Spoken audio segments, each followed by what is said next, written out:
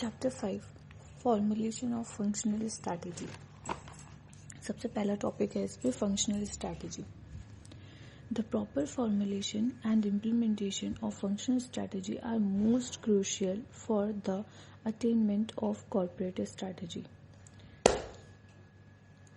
Various functional strategies are marketing strategy, financial strategies, production strategies. मतलब देखो किसी भी ऑर्गेनाइजेशन में क्या क्या फंक्शन डिपार्टमेंट्स हो सकते हैं, क्या क्या फंक्शन डिवीजन हो सकते हैं। मार्केटिंग हो सकता है, फाइनेंशियल हो सकता है, प्रोडक्शन हो सकता है, लॉजिस्टिक हो सकता है जिसको अपन सप्लाई चेन भी बोलते हैं, और R&D हो सकता है, HR हो सकता है।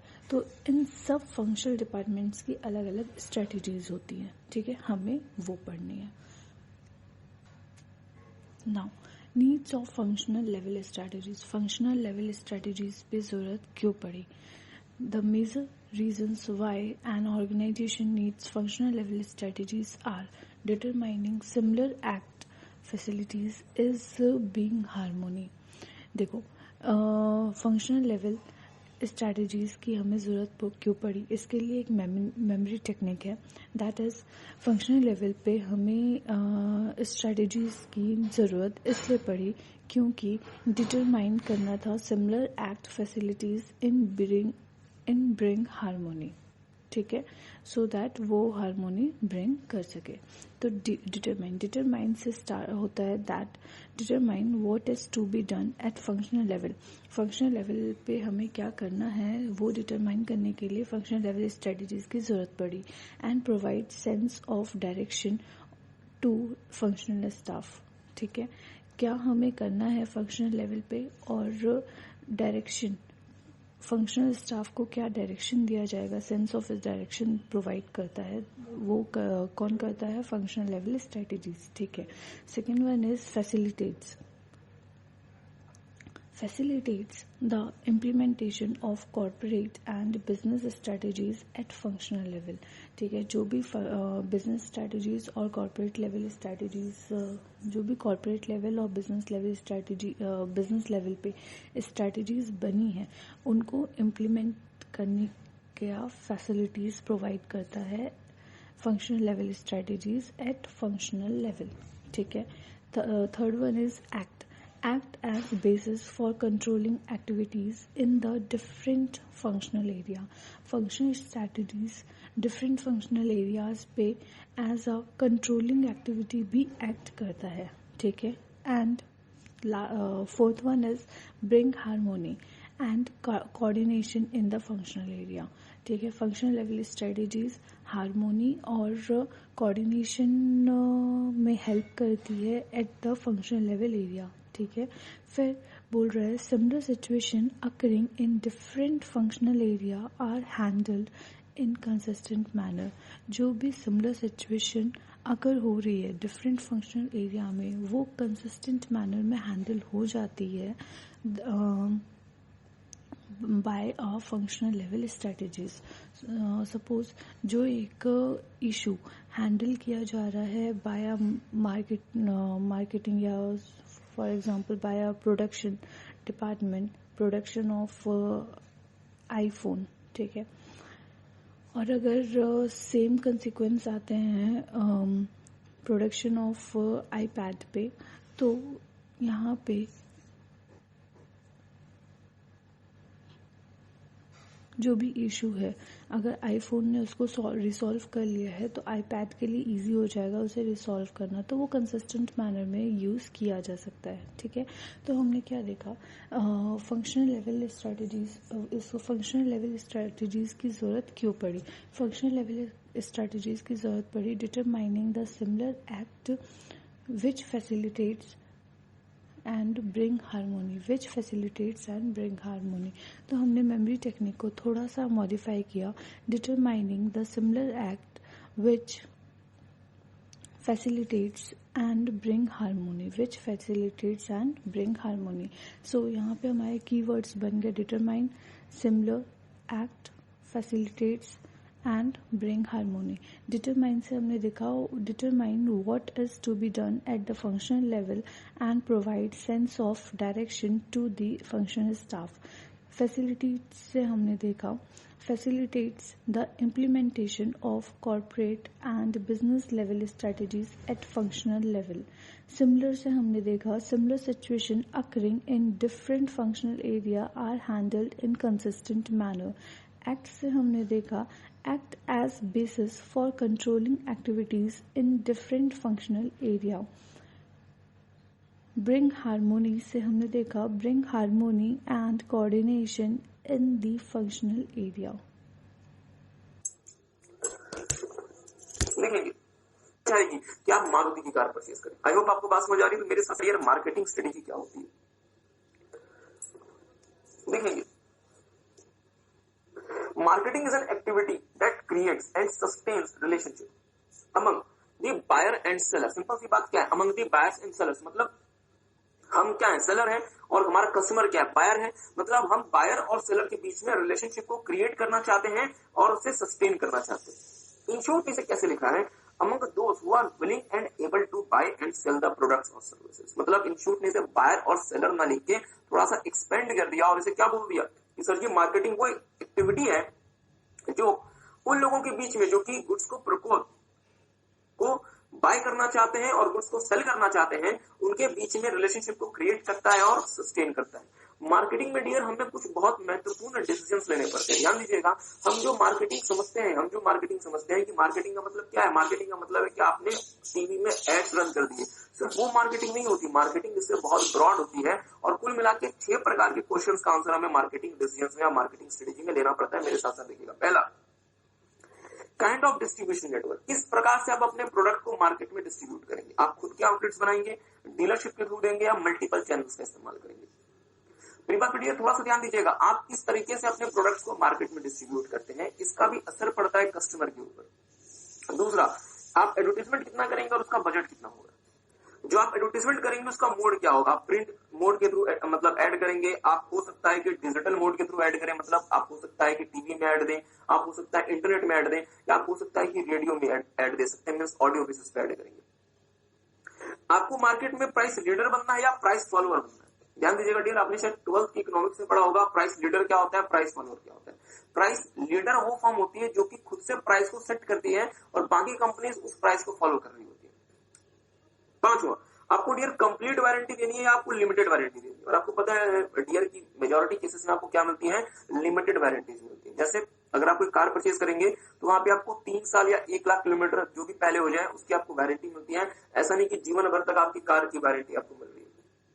और उसमें भी कुछ चीजें ऐसी होती हैं जिसकी कोई वारंटी नहीं होती। जैसे फॉर एग्जाम्पल, अगर आपकी कार के शीशे टूट गए तो उसकी कोई वारंटी नहीं है। अगर आपकी कार के जो व्हील्स हैं अगर वो किसी भी वजह से अगर उनमें पंचर हो गया तो उसकी कोई वारंटी नहीं है। वारंटी जनरली डियर इंजन की होती है, बाकी किसी चीज की वारंटी नहीं होती। मतलब आपको देखना है कि आप कंप्लीट वारंटी देंगे या आप लिमिटेड वारंटी देंगे। और फाइनली, जो लोग आपके लिए गुड्स को बेच रहे हैं, मतलब सेल्स पीपल, आप उन्हें सैलरी कैसे देंगे। आप उन्हें फिक्स सैलरी देंगे, आप उन्हें डियर पे करेंगे कमीशन, या आप उन्हें पे, या फिर दोनों का कॉम्बिनेशन। तो मेरी बात पे थोड़ा सा ध्यान दीजिएगा, 6 प्रकार के क्वेश्चंस का आंसर हमें मार्केटिंग स्ट्रेटेजी देती है। पहला, हम किस तरीके से अपने डिस्ट्रीब्यूशन चैनल्स को बनाएंगे, हम खुद के आउटलेट्स बनाएंगे, हम लोगों को अपनी डीलरशिप देंगे या मल्टीपल चैनल्स का यूज करेंगे, हम एडवर्टाइज कितना करेंगे और उसका बजट क्या होगा, हम जो एड क्या करेंगे उसका मोड क्या होगा, हम मार्केट में प्राइस लीडर बने या मार्केट में प्राइस फॉलोअर बने, हम कंप्लीट वारंटी दें या हम लिमिटेड वारंटी दें, और हम किस तरीके से अपने सेल्स पीपल्स को कंपनसेट करेंगे, उन्हें हम फिक्स सैलरी देंगे, उन्हें हम कमीशन बेसिस पे देंगे, या दोनों का कॉम्बिनेशन होगा। टेक सम टाइम, एक बार से ध्यान से पढ़ेंगे, प्लीज ध्यान देंगे यहाँ पे।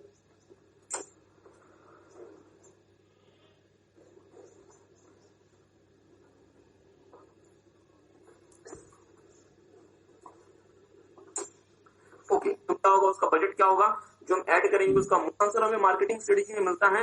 हमें अपना डिस्ट्रीब्यूशन नेटवर्क कैसा बनाना चाहिए, एडवर्टाइजमेंट हमें जो करनी है उसका एक्सटेंट क्या होगा, उसका बजट क्या होगा, जो हम ऐड करेंगे उसका मोड क्या होगा, हमें प्राइस लीडर बनना है, प्राइस फॉलोअर बनना है, हमें कंप्लीट वारंटी देनी है, हमें लिमिटेड वारंटी देनी है, और हमें अपने सेल्स पीपल को कंपनसेट कैसे करना है, हमें उन्हें फिक्स सैलरी देनी है, हमें उन्हें पे करना है कमीशन, या फिर हमें दोनों का कॉम्बिनेशन। और जनरली डियर क्या होता है, एक जनरली आप कॉम्बिनेशन यूज करते हैं।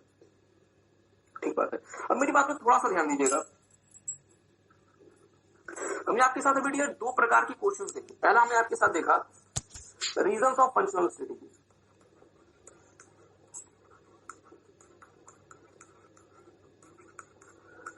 और दूसरा जो हमने आपके साथ एक बड़ा क्वेश्चन देखा, वो हमने देखा कि क्या क्या डिसीजंस हमें मार्केटिंग स्ट्रेटेजी में लेने पड़ते हैं, डिसीजंस अंडर मार्केटिंग स्ट्रेटेजी। तो रीजंस ऑफ फंक्शनल स्ट्रेटेजी के लिए हमने आपको एक कीवर्ड दे दिया, और हमने आपको क्या कीवर्ड दिया, determining similar acts facilitates and bring harmony। तो सर जी हमें रीजंस ऑफ फंक्शनल स्ट्रेटजीज कैसे याद रहेंगी? सबसे पहले क्या, फंक्शनल स्ट्रेटजीज डियर हमें डिटरमाइन करके देती हैं कि हमें फंक्शनल एरिया में क्या करना है और हमें सेंस ऑफ डायरेक्शन मिलता है। सिमिलर सिचुएशन जो अलग अलग फंक्शनल एरियाज में अराइज होंगी उन्हें हम कंसिस्टेंट वे में हैंडल कर सकते हैं। ये एक्ट करता है as a controlling of the activities performed as a functional at the functional areas. ये फैसिलिटेट करता है किस चीज को, implementation of corporate and business level strategy at the functional level. और फाइनली ये डियर ब्रिंग करता है harmony and coordination in the functional areas. तो ये 5 हमें प्रमुख रीजंस है फंक्शनल स्ट्रेटेजी के। 6 क्वेश्चंस हम लिया करते हैं, या 6 क्वेश्चंस का 6 प्रकार के डिसीजंस हम देखा करते हैं मार्केटिंग स्ट्रेटेजी में। क्या हमें किस तरीके से अपना डिस्ट्रीब्यूशन नेटवर्क चलाना है, हमें एडवर्टाइज कितना करना है, उसका बजट क्या होगा। तीसरा, हमें एडवर्टाइजमेंट का मोड कौन सा यूज करना है। चौथा, हम कंप्लीट वारंटी दें या हम लिमिटेड वारंटी दें। पांचवा, हम मार्केट में प्राइस लीडर बने या प्राइस फॉलोअर बने। और छठा, हमें अपने सेल्स पीपल्स को कंपनसेट कैसे करना है, हमें उन्हें फिक्स सैलरी देनी है, हमें उन्हें कमीशन देना है, या हमें उन्हें फिक्स सैलरी प्लस कमीशन देना है, ताकि हम उनसे बेस्ट रिजल्ट ले सकें। एग्री करते हैं? मेरा आपसे छोटा सा सवाल है, मेरी बात पर ध्यान दीजिएगा। क्या सिर्फ और सिर्फ सुपीरियर मार्केटिंग करके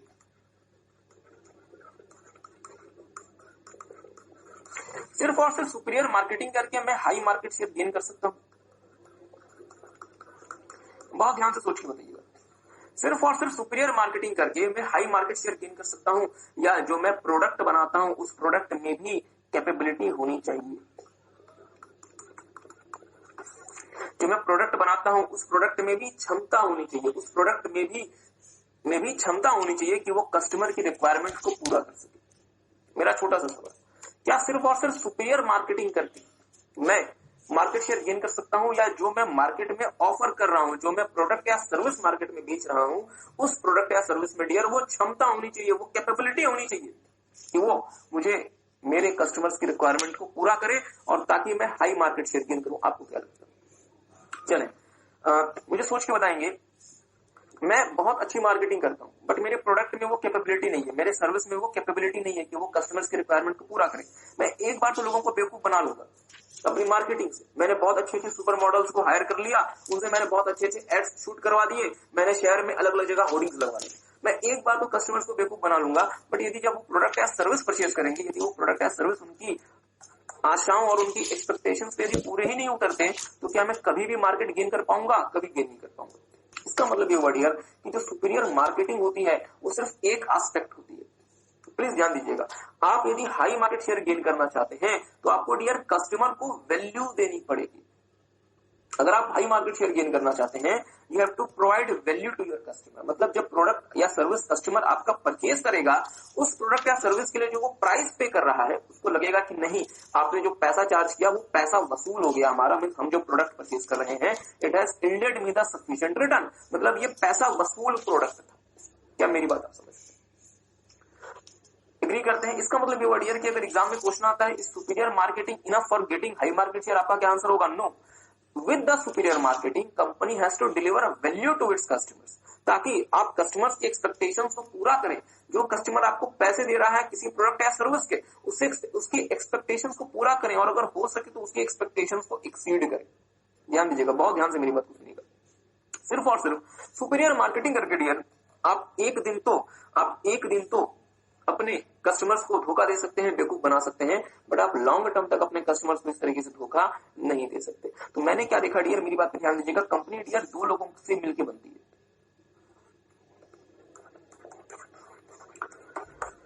ये है लेट्स से डियर मेरी कंपनी, इसका सिर्फ एक ही काम होता है। कंपनी एक तरह से डियर मिडिल मैन होती है बिटवीन सप्लायर एंड कस्टमर।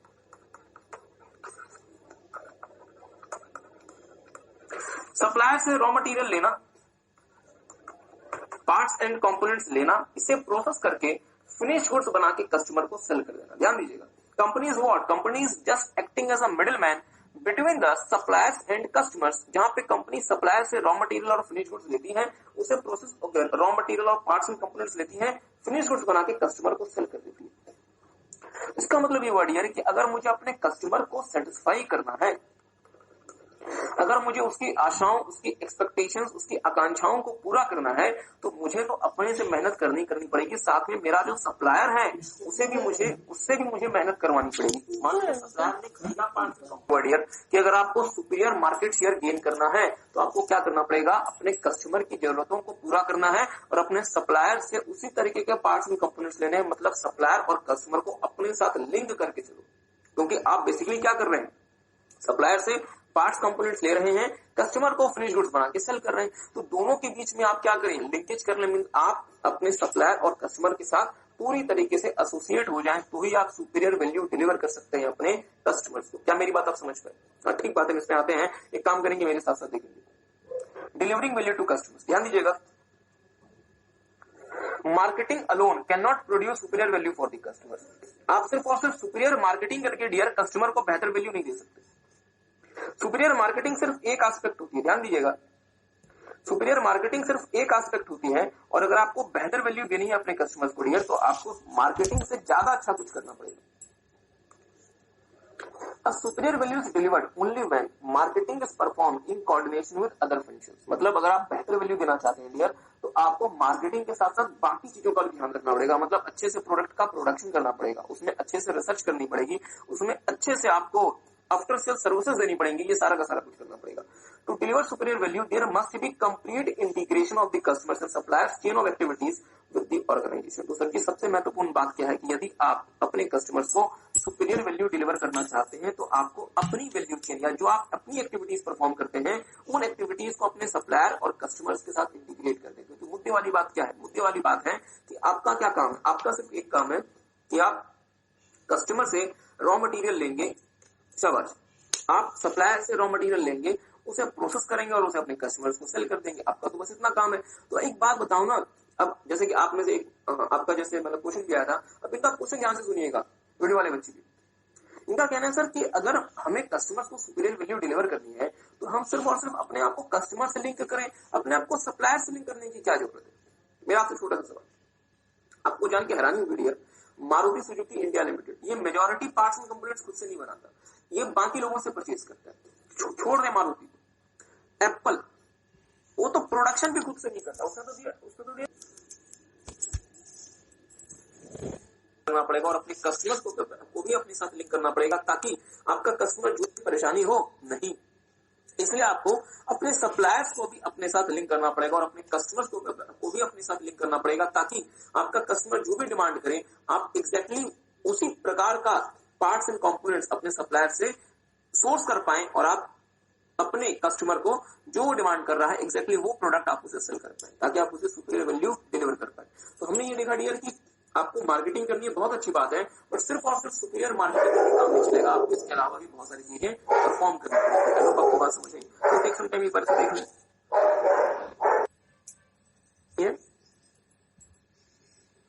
सबसे पहले हुआ होगा डियर मार्केट सेगमेंटेशन।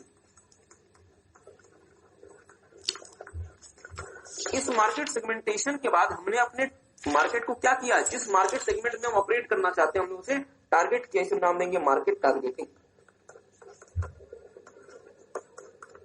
जैसे मारुति ने 4 से लेकर 10 लाख वाली जो 20 सेगमेंट है उसे टारगेट किया, फरारी ने 6 करोड़ 7 करोड़ 4 करोड़ वाला जो मार्केट का सेगमेंट है उसे टारगेट किया। अब छोटा सा सवाल मेरा, मारुति ने सर जी इस वाले मार्केट को टारगेट तो कर लिया या इस वाले सेगमेंट को टारगेट तो कर लिया, मारुति क्या चाहेगा, जिस भी सेगमेंट को मारुति ने टारगेट किया है उसमें मारुति की पोजीशन इसके राइवल से बेहतर हो। मतलब मारुति ऐसे प्लान्स बनाए, ऐसी पॉलिसीज बनाए कि मारुति की इस वाले सेगमेंट में जिसे मारुति ने टारगेट किया है, इसमें इसकी पोजीशन अपने राइवल के मुकाबले ज्यादा अच्छी हो। मतलब इस वाले सेगमेंट के जो बायर्स हैं, बहुत ध्यान से मेरी बात सुनिएगा, इस वाले सेगमेंट के जो बायर्स हैं ये कॉम्पिटिटर्स के मुकाबले मारुति को ज्यादा रिस्पॉन्स करें।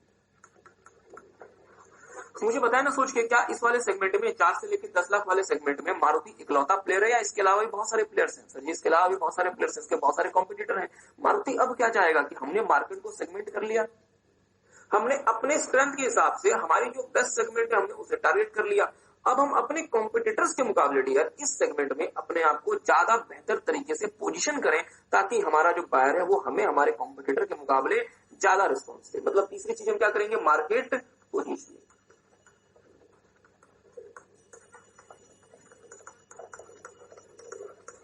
तो मेरे साथ साथ देखेंगे डियर, देयर आर 3 थिंग्स। पहला, मार्केट सेगमेंटेशन, जहां पे आप किसी भी इंडस्ट्री में जहां पे आप काम कर रहे हैं उस मार्केट को, उस इंडस्ट्री को आप अपने हिसाब से सेगमेंट कर लेते हैं। फिर आप अपनी स्ट्रेंथ को देखते हुए जो भी सेगमेंट आपको सबसे अच्छा लगता है आप उसे टारगेट कर लेते हैं, और जो सेगमेंट आपने टारगेट कर लिया आप उस सेगमेंट में अपनी पोजीशन अपने राइवल से, अपने कॉम्पिटिटर से ज्यादा बेहतर बनाना चाहते हैं ताकि आप अपने राइवल्स के मुकाबले बायर्स से ज्यादा अच्छा रिस्पॉन्स लेकर आए। तो इसको हम नाम देते हैं dear market positioning. So take some time, एक बार इसे ध्यान से पढ़ेंगे। Market segmentation, market targeting and market positioning.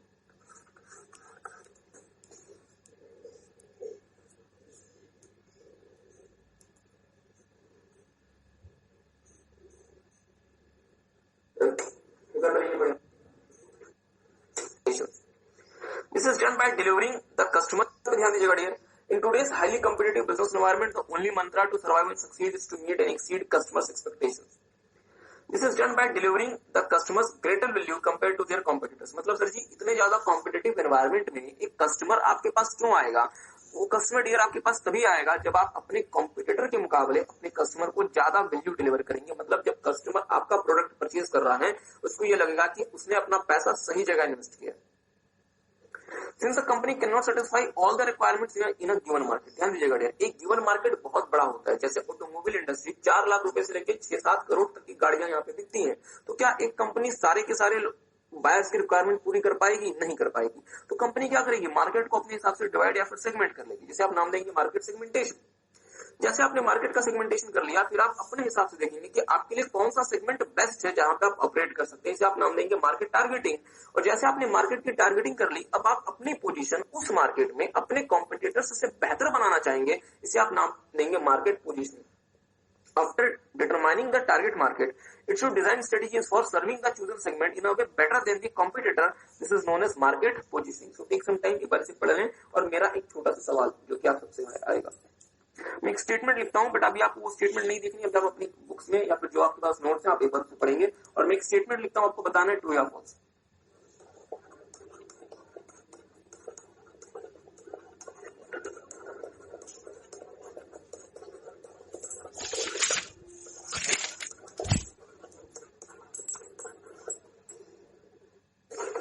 Statement को आई होप आप सबने से पढ़ लिया। इस स्टेटमेंट को ध्यान से पढ़ेंगे। स्टेटमेंट कहता है डियर, जो मार्केट आपने टारगेट किया है, means targeted market can be larger than और equal to the actual market. जो मार्केट आपने टारगेट किया है वो लार्जर हो सकता है या इक्वल हो सकता है एक्चुअल मार्केट के। आपको बताना है ट्रू या फॉल्स।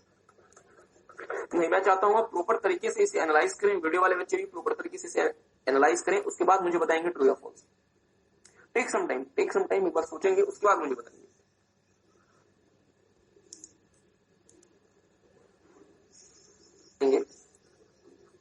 ये हमारे ऑटोमोबाइल का एक्चुअल मार्केट है। 4 लाख रुपए से लेकर 6 करोड़ तक की गाड़ियां बिकती है।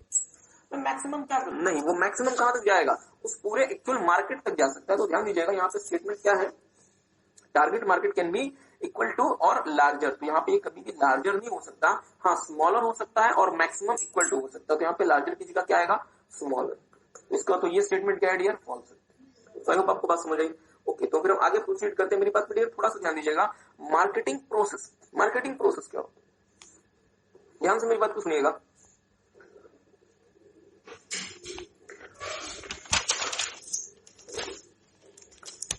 लेट्स से डियर, एक कार की कंपनी है जिसका नाम है एमजी मोटर्स। एक चाइनीज कंपनी है।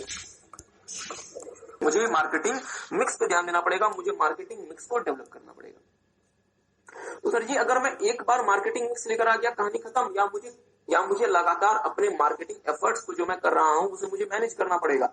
आपको लगातार अपने मार्केटिंग एफर्ट्स को मैनेज करना पड़ेगा। तो मेरे साथ साथ देखेंगे मार्केटिंग प्रोसेस।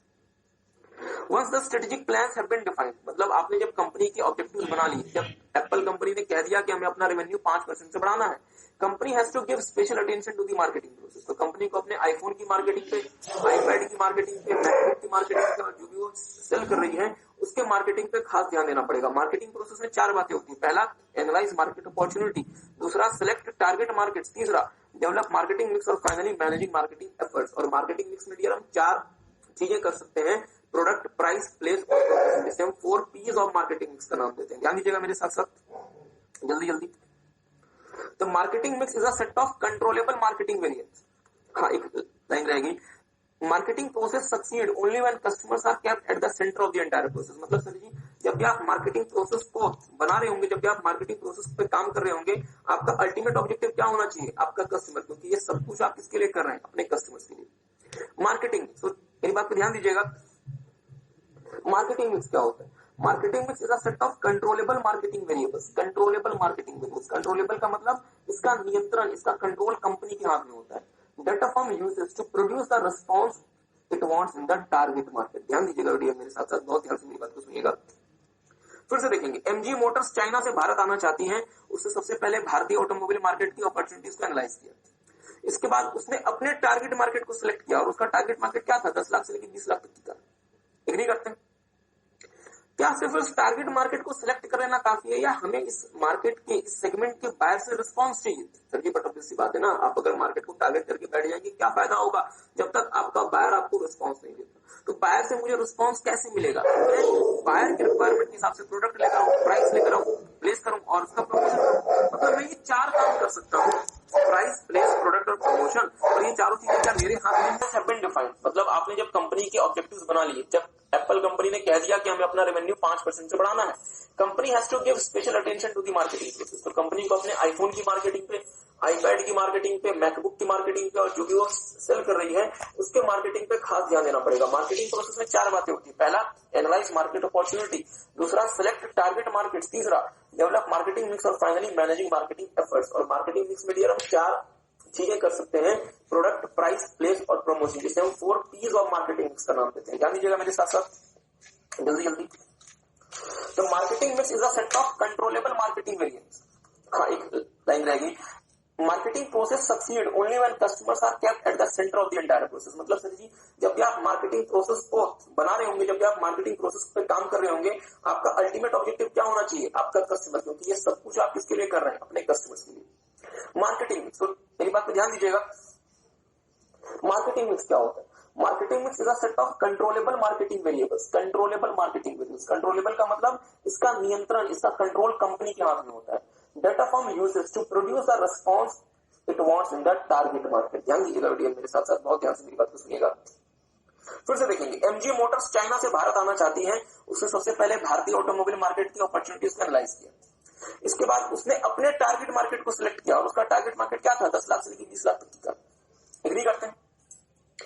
क्या सिर्फ इस टारगेट मार्केट को सिलेक्ट कर लेना काफी है, या हमें इस मार्केट के, इस सेगमेंट के बायर से रिस्पांस चाहिए? सर जी, बट ऑब्वियस सी बात है ना, आप अगर मार्केट को टारगेट करके बैठ जाएंगे, क्या फायदा होगा जब तक आपका बायर आपको रिस्पांस नहीं देता? तो बायर से मुझे रिस्पांस कैसे मिलेगा? मैं बायर की रिक्वायरमेंट के हिसाब से प्रोडक्ट लेकर आऊं, प्राइस लेकर आऊं, प्लेस करूं और उसका प्रमोशन करूं। मतलब मैं ये 4 काम कर सकता हूं, प्राइस, प्लेस, प्रोडक्ट और प्रमोशन, और ये चारों चीजें क्या मेरे हाथ में है? हाँ सर। प्रोडक्ट आपको कौन सा इंट्रोड्यूस करना है, क्या ये आपको देश की सरकार बताएगी? नहीं सर, ये आपके हाथ में। क्या प्राइस में सेल करना है, ये आपके हाथ में। प्लेस कौन सा रखना है, ये आपके हाथ में। प्रमोशन कैसे करना है, इंटरनेट में ऐड देना है, न्यूज़पेपर में ऐड देना है, होर्डिंग्स लगवानी है, आपके हाथ में। ये आपको आपके देश की सरकार थोड़ी ना बताएगी। एग्री करते हैं? इसका मतलब ये कि मैं ये 4 काम कर सकता हूँ। मीन्स ये मेरे क्या बन गए? Controllable marketing variables. और अगर मैं इन्हें इस्तेमाल करके अपने डिजायर्ड मार्केट सेगमेंट में अपने बायर से रिस्पॉन्स लेकर आ सकता हूँ। बहुत ध्यान से मेरी बात सुनिएगा। देखिए, The marketing mix consists of everything that a firm can do to influence the demand of its products. आप बेहतर तरीके से प्रोडक्ट बनाएं, प्राइसिंग पे ध्यान दें, प्रमोशन पे ध्यान दें, प्लेस पे ध्यान दें, ताकि आप अपने बायर को इन्फ्लुएंस कर सकें कि सर जी हमसे आके गुड्स परचेज करो। These variables are product, price, place and promotion. These are referred as 4 P's of marketing mix. तो सर जी बहुत ध्यान से मेरी बात को सुनिएगा, ये मार्केटिंग मिक्स के 4 P's कहलाते हैं। क्या क्या? पहला P प्रोडक्ट, प्राइस, प्लेस और प्रमोशन। सबसे पहली चीज डियर प्रोडक्ट। ध्यान दीजिएगा, अगर आप मार्केट में एंटर करते हैं तो किस चीज के साथ एंटर करते हैं? अपने किसी प्रोडक्ट या अपने किसी सर्विस के साथ। अगर उस प्रोडक्ट या सर्विस की आपको अच्छे से समझ नहीं है, या अगर आपने प्रोडक्ट या सर्विस पे डियर ध्यान नहीं दिया, तो क्या आपको कभी भी मार्केट में सफलता मिलेगी? नहीं सर, क्योंकि आप जो बेचने के लिए मार्केट में गए हैं, अगर उसी में क्वालिटी नहीं है, अगर उसी में दम नहीं है, तो वो कैसे मार्केट में बिकेगा? तो मेरे साथ साथ देखेंगे, product is the combination of goods and services which the company offers. Product में गुड्स भी आता है और प्रोडक्ट में सर्विसेज भी आती है। To make its product successful, company needs very well structured strategy. आप मार्केट में प्रोडक्ट बेचने गए, मींस अपने गुड्स और सर्विसेज बेचने गए हैं, और अगर आपको चाहते हैं कि अगर आपका प्रोडक्ट या सर्विस मार्केट में सफल हो, तो आपको बहुत बेहतर स्ट्रेटेजीज बनानी पड़ेंगी। कुछ बातें आपको इसमें ध्यान रखनी चाहिए। सबसे पहला, proper understanding of its product position. ध्यान दीजिएगा, जो आप प्रोडक्ट मार्केट में बेच रहे हैं, आपको उसके पोजीशन की अंडरस्टैंडिंग होनी चाहिए। मतलब आपका जो प्रोडक्ट है वो इंडस्ट्रियल कस्टमर्स के लिए है या फिर फाइनल कंज्यूमर्स के लिए। चलिए, बोलना क्या चाहते हैं, जैसे हम ये बोलना चाहते हैं कि आप जो प्रोडक्ट बना के बेच रहे हैं, ये जनरली इंडस्ट्री में इस्तेमाल होती है या फिर हाउस होल्ड कस्टमर इस्तेमाल करते हैं। जैसे फॉर एग्जाम्पल, मारुति जो प्रोडक्ट बनाती है कार, आपको क्या लगता है कि ये कौन लोग इस्तेमाल करते होंगे? हाउस होल्ड कस्टमर या इंडस्ट्री? House hold customer. मैं लेट से बनाता हूं अर्थ मूविंग मशीन, मैं यदि बनाता हूं बुलडोजर, तो उसे कौन इस्तेमाल करता है? हाउस होल्ड कस्टमर या बड़ी बड़ी इंडस्ट्री? सर जी, बड़ी बड़ी इंडस्ट्री। बहुत ध्यान से मेरी बात को सुनिएगा। आपने डियर क्या कभी भी न्यूज़पेपर में या टीवी में बुलडोजर के ऐड देखे हैं? बीइंग वेरीफाइड, एक आध बार न्यूज़पेपर में देख लिया होगा। क्या बहुत फ्रिक्वेंट जिस तरीके से एडवर्टाइजमेंट आप कार के लिए देखते हैं, क्या आप इस तरीके से एडवर्टाइजमेंट बुलडोजर्स के बारे में देखते हैं, क्रेन्स के बारे में देखते हैं, जिससे बिल्डिंग बन रही होती है? कभी नहीं देखते, क्योंकि सर जी उनको पता है कि उनका जो प्रोडक्ट है वो इंडस्ट्रियल प्रोडक्ट है और उसमें एडवर्टाइजमेंट मायने नहीं रखता। प्लीज ध्यान दीजिएगा। यदि आप कंज्यूमर प्रोडक्ट बना रहे हैं, तो कंज्यूमर प्रोडक्ट बिकेगा ही तब जब आप एडवर्टाइजमेंट करेंगे। तो इसलिए कंपनी को पता होना चाहिए कि उसके प्रोडक्ट की मार्केट में पोजीशन क्या है। मतलब जो आप प्रोडक्ट बेच रहे हैं वो इंडस्ट्रियल नेचर का है, कंज्यूमर नेचर का है, असेंशियल प्रोडक्ट है, लग्जरी प्रोडक्ट है, ड्यूरेबल प्रोडक्ट है या पेरिशेबल प्रोडक्ट है। असेंशियल का मतलब जिसके बिना लोगों का काम ही नहीं चलेगा, जैसे for example salt, essential medicine. Essential products के प्राइसेस को हमें कम रखना पड़ता है, इसलिए एडवर्टाइजमेंट कम करते हैं। पर सर जी लग्जरी प्रोडक्ट में एडवर्टाइजमेंट ज्यादा करनी पड़ती है, क्योंकि अगेन कस्टमर चाहेगा तो खरीदेगा, ना चाहे तो ना खरीदे। तीसरा, प्रोडक्ट जो हम बेच रहे हैं ये ड्यूरेबल नेचर का है या फिर पेरिशेबल नेचर का है। ड्यूरेबल का मतलब होता है कि आपका प्रोडक्ट कितनी आसानी से खराब हो जाएगा। पेरिशेबल का मतलब होता है कि इसकी जो सेल्फ लाइफ होती है, मतलब 2 दिन, 4 दिन, 5 दिन होती है। जैसे फॉर एग्जांपल वेजिटेबल्स, जैसे फॉर एग्जांपल कुक्ड फूड, तो ये क्या होते हैं डियर? पेरिशेबल। और जैसे for example TV, fridge, car, AC etcetera, ये क्या होते हैं? ड्यूरेबल। प्लीज ध्यान दीजिए। तो अगर आपको अपने प्रोडक्ट को मार्केट में सफल करना है, तो सबसे पहले आपको अपने प्रोडक्ट के पोजीशन की प्रॉपर अंडरस्टैंडिंग होनी चाहिए कि जो आप प्रोडक्ट बेच रहे हैं वो इंडस्ट्रियल पर्पस के लिए है, फाइनल कंज्यूमर यूज करेंगे, असेंशियल है, लग्जरी है, ड्यूरेबल है या फिर पेरिशेबल है। ठीक बात है। अब सर ये बात पे थोड़ा सा ध्यान दीजिएगा। याद करें, हमने आपके साथ डियर पहले एक टॉपिक देखा था, प्रोडक्ट पोर्टफोलियो या फिर बिजनेस पोर्टफोलियो। पोर्टफोलियो क्या होता है? जब आप बहुत सारे प्रोडक्ट सेल कर रहे होते हैं तो वो मिलकर आपका पोर्टफोलियो बनाते हैं। आपको क्या लगता है कि मारुति 1980s में जो गाड़ियां बेचा करती थी, आज भी मारुति वो सेम गाड़ियां बेच रही है, या मारुति ने समय के साथ साथ नई गाड़ियों को अपने पोर्टफोलियो में शामिल किया और जो गाड़ियां फिट गई उसे पोर्टफोलियो से बाहर निकाला? सर जी बट ऑब्वियस सी बात है, नई गाड़ियों को अपने पोर्टफोलियो में शामिल किया और जो गाड़ियां फिट गई उसने उसे बाहर निकाला। इसका मतलब क्या हुआ कि आपको अपने प्रोडक्ट पोर्टफोलियो को डियर मैनेज करना पड़ता है, नई गाड़ियां ऐड करके और फिल्ड प्रोडक्ट्स को बाहर निकाल के। ठीक बात है। तीसरा, आपको डियर ब्रांडिंग में और पैकेजिंग में प्रॉपर तरीके से अटेंशन देना पड़ेगा। आपको अपने प्रोडक्ट की ब्रांडिंग में और उसे प्रॉपर तरीके से उसकी पैकेजिंग करनी पड़ेगी। आपको प्रॉपर एडवर्टाइजिंग टूल्स इस्तेमाल करने पड़ेंगे ताकि आप अपने प्रोडक्ट की अपने बायर्स की निगाहों में ब्रांड इमेज बना सकें। जैसे फॉर एग्जांपल हेमा, सुषमा, रेखा, जया, सबकी पसंद क्या? निर्मा। तो आपने क्या करना है? आपने डियर एडवर्टाइजिंग टूल्स इस्तेमाल करने हैं ताकि आप प्रॉपर तरीके से ब्रांड इमेज क्रिएट कर सके अपने प्रोडक्ट की। पांचवा, आपको अपने कॉम्पिटिटर से अपने प्रोडक्ट को डिफरेंशिएट करना है। डिफरेंशिएट का मतलब होता है कि मैं अपने प्रोडक्ट को अपने कॉम्पिटिटर के द्वारा सेल किए जाने वाले गुड्स या सर्विस से कैसे अलग दिखा सकता हूं, ताकि बायर को समझ आए कि नहीं ये प्रोडक्ट एप्पल का है, भले इसका प्राइस ज्यादा है बट हमें एप्पल का प्रोडक्ट परचेज करना है क्योंकि इसमें एप्पल का लोगो लगा हुआ है। और फाइनली आपको डियर प्रोडक्ट वारंटी में और आफ्टर सेल सर्विस में बहुत ध्यान से अटेंशन देना है। तो 6 बातों का आपको ध्यान रखना चाहिए अगर आप अपने प्रोडक्ट को डियर मार्केट में सफल करना चाहते हैं। Take some time. हाँ, इसका हम आपको एक छोटा सा कीवर्ड देंगे। इन 6 बातों को ध्यान से पहले आप देखेंगे। जल्दी जल्दी इन 6 बातों को ध्यान से देखेंगे।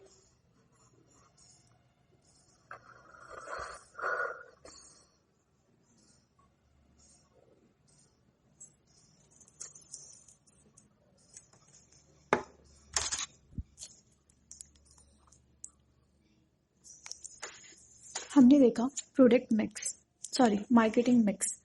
Marketing mix is a set of controllable marketing variable that the firm uses to produce response it wants in the targeting marketing. The marketing mix consists of everything that firm can do to influence the demand of its product. These variables marketing mix consist 4 P's, that is product, price, place and promotion. These are referred as the 4 P's of the marketing mix. First one is product. Product is a combination of goods and services which company offers. To make its product successful, company needs very well structured strategy. Following are the few points entity should consider in this regard. First one is proper understanding of its product position. मतलब entity को अपने product position की proper understanding होनी चाहिए. For example, whether the product offered by the company is industrial or consumer, means जो company product offer कर रही है वो इंडस्ट्रियल के लिए है या कंज्यूमर के लिए है, एसेंशियल है या लग्जरी है, ड्यूरेबल है या पेरिशेबल नेचर का है. तो कंपनी को अपने प्रोडक्ट पोजीशन की अंडरस्टैंडिंग होनी चाहिए. Second one is proper management of product portfolio by adding new product और removing the failed product. Entity को अपने प्रोडक्ट का मैनेजमेंट भी बहुत अच्छे से करना चाहिए, प्रोडक्ट पोर्टफोलियो का मैनेजमेंट बहुत अच्छे से करना चाहिए. फॉर एग्जाम्पल लाइक अगर एंटिटी का कोई प्रोडक्ट है जो मार्केट में पिट गया है, फेल्ड हो गया है, तो उसे रिमूव करो और ऐड करो नए प्रोडक्ट को.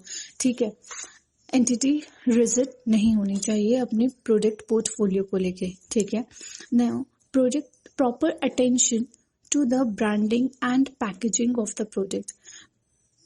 एंटिटी को प्रॉपर अटेंशन देनी चाहिए अपने प्रोडक्ट की ब्रांडिंग पे और पैकेजिंग पे. ठीक है. Fourth one is selecting proper advertising tools to create a brand image of the product. Entity को प्रॉपर एडवर्टाइजिंग टूल यूज करना चाहिए to create a brand image of the product. ठीक है. Fifth one is differentiating the product from competitors. अपने product को competitor के product से differentiate करो, मीन्स अपने ऐसे फीचर्स ऐड करो जो डिफरेंशिएट करती है सो दैट कस्टमर आपके प्रोडक्ट को परचेज करे. ठीक है. Now last one is attention to the product warranty and after sale services. Entity को product warranty and after sale services पे भी ध्यान देना चाहिए. अपने प्रोडक्ट के पोजीशन की प्रॉपर तरीके से अंडरस्टैंडिंग होनी चाहिए. मतलब हमारा जो प्रोडक्ट है वो मार्केट में कहाँ पे जाके पोजीशन है, वो एसेंशियल प्रोडक्ट है, लग्जरी प्रोडक्ट है, वो ड्यूरेबल है, पेरिशेबल है, वो इंडस्ट्री के नेचर का है या फिर वो कंज्यूमर के पर्पस के लिए. दूसरा, हमें अपने प्रोडक्ट के पोर्टफोलियो को सही प्रकार से मैनेज करना पड़ेगा. नए प्रोडक्ट ऐड करने पड़ेंगे, जो फील्ड प्रोडक्ट्स उसे रिमूव करना पड़ेगा. हमें ब्रांडिंग और पैकेजिंग पे खास तरीके से अटेंशन देना पड़ेगा. हमें अपने प्रोडक्ट की वारंटी और after sale service pay attention देना पड़ेगा. हमें प्रॉपर एडवर्टाइजिंग टूल्स इस्तेमाल करने पड़ेंगे ताकि हम अपने प्रोडक्ट की ब्रांड इमेज क्रिएट कर सकें, और हमें अपने प्रोडक्ट को डिफरेंशिएट करना पड़ेगा हमारे कॉम्पिटिटर्स के मुकाबले. तो ये 6 बातें जो कि आपको मदद करेंगी. छोटा सा कीवर्ड डियर ध्यान दीजिएगा. कीवर्ड कुछ ऐसा है कि एक मार्केट में डियर इलीगल प्रोडक्ट्स मतलब एक एरिया में इलीगल प्रोडक्ट्स बिक रहे थे, तभी वहां पे आके किसी ने आवाज दी अटेंशन उधर एसडीएम, मीन्स अटेंशन यूएसडीएम, और जो है ये हमारा साइलेंट रहेगा. मीन्स 2 जगह आपको क्या करना है, proper attention to the branding and packaging and proper attention to the product warranty and after sale services. U का मतलब understanding, proper understanding of the product position, जैसे वो industrial है, consumer etc. S का मतलब selecting proper advertising tools ताकि brand image बनाया जा सके. D का मतलब अपने प्रोडक्ट को अपने कॉम्पिटिटर से डिफरेंशिएट करो, और M का मतलब अपने प्रोडक्ट के पोर्टफोलियो को सही प्रकार से मैनेज करो. तो टेक सम टाइम एक बार इसे देख ले. ध्यान दीजिएगा डियर, दूसरा जो सबसे इंपॉर्टेंट एस्पेक्ट होता है वो होता है प्राइस. और प्राइसिंग बहुत इंपॉर्टेंट एरिया होता है किसी भी प्रोडक्ट की सफलता में और असफलता में. ध्यान दीजिएगा, ब्लैकबेरी कंपनी डियर किस जमाने में बहुत फेमस हुआ करती थी, और ब्लैकबेरी के Now next factor is price. Price stands for the amount of money customer have to pay to obtain the product. The pricing strategy should be developed with lot of research because the price of the product plays very crucial role in the ultimate success or failure of the product. Theoretically, organization may adopt cost-plus pricing, wherein a margin is added to the cost of the product to determine its price. However, in competitive environment, such an approach may not be feasible. Competitive environment में cost plus margin approach feasible नहीं है. In such situation companies have to adopt price prevailing in the market called market price. Now अब अगर नया product है तो entity उसका price कैसे सेट करें, हमें ये देखना है. देखिए डियर, जब हम एक नया प्रोडक्ट मार्केट में लेके आते हैं, तो हमें बहुत प्रॉपर तरीके से उसकी प्राइसिंग पॉलिसी बनानी पड़ती है. क्योंकि नया प्रोडक्ट जब हम मार्केट में लेकर आते हैं, वो प्रोडक्ट चूंकि मार्केट में अभी लोगों के लिए नया है, लोगों ने उसे ऑलरेडी ट्राई नहीं किया हुआ, लोग उसे ट्राई करने से पहले सोचेंगे. इसलिए हम उसका प्राइसिंग जो रखेंगे, उसका बहुत महत्वपूर्ण और सिग्निफिकेंट इंपैक्ट उसमें होना है. तो हमें नए प्रोडक्ट की प्राइसिंग के दौरान डियर 3 बातों का ध्यान रखना पड़ता है. मीन्स हमें 3 ऑब्जेक्टिव्स का ध्यान रखना पड़ता है. पहला, प्राइस ऐसा होना चाहिए जिससे वो प्रोडक्ट मार्केट में एक्सेप्टेबल हो, मतलब बहुत हाई प्राइस ना रखते. तो सच्ची एक बात बताऊं ना, अगर ऐसा प्राइस होना चाहिए जिससे वो प्रोडक्ट मार्केट में एक्सेप्टेबल हो, तो फ्री में देना शुरू कर दो. फ्री में तो मिले तो हर कोई ले लेगा. नहीं सर, ऐसा भी प्राइस नहीं होना चाहिए. प्राइस ऐसा भी होना चाहिए जिससे हमें एक रीजनेबल मार्जिन मिल सके कॉस्ट के ऊपर. मतलब हम जो प्रोडक्ट मार्केट में बेच रहे हैं वो एक्सेप्टेबल तो होना चाहिए बायर को, साथ में हमें भी एक रीजनेबल मार्जिन मिलना चाहिए ना. जितना हमने कॉस्ट इंकर किया उसके ऊपर हमें भी तो थोड़ा बहुत मुनाफा मिलना चाहिए.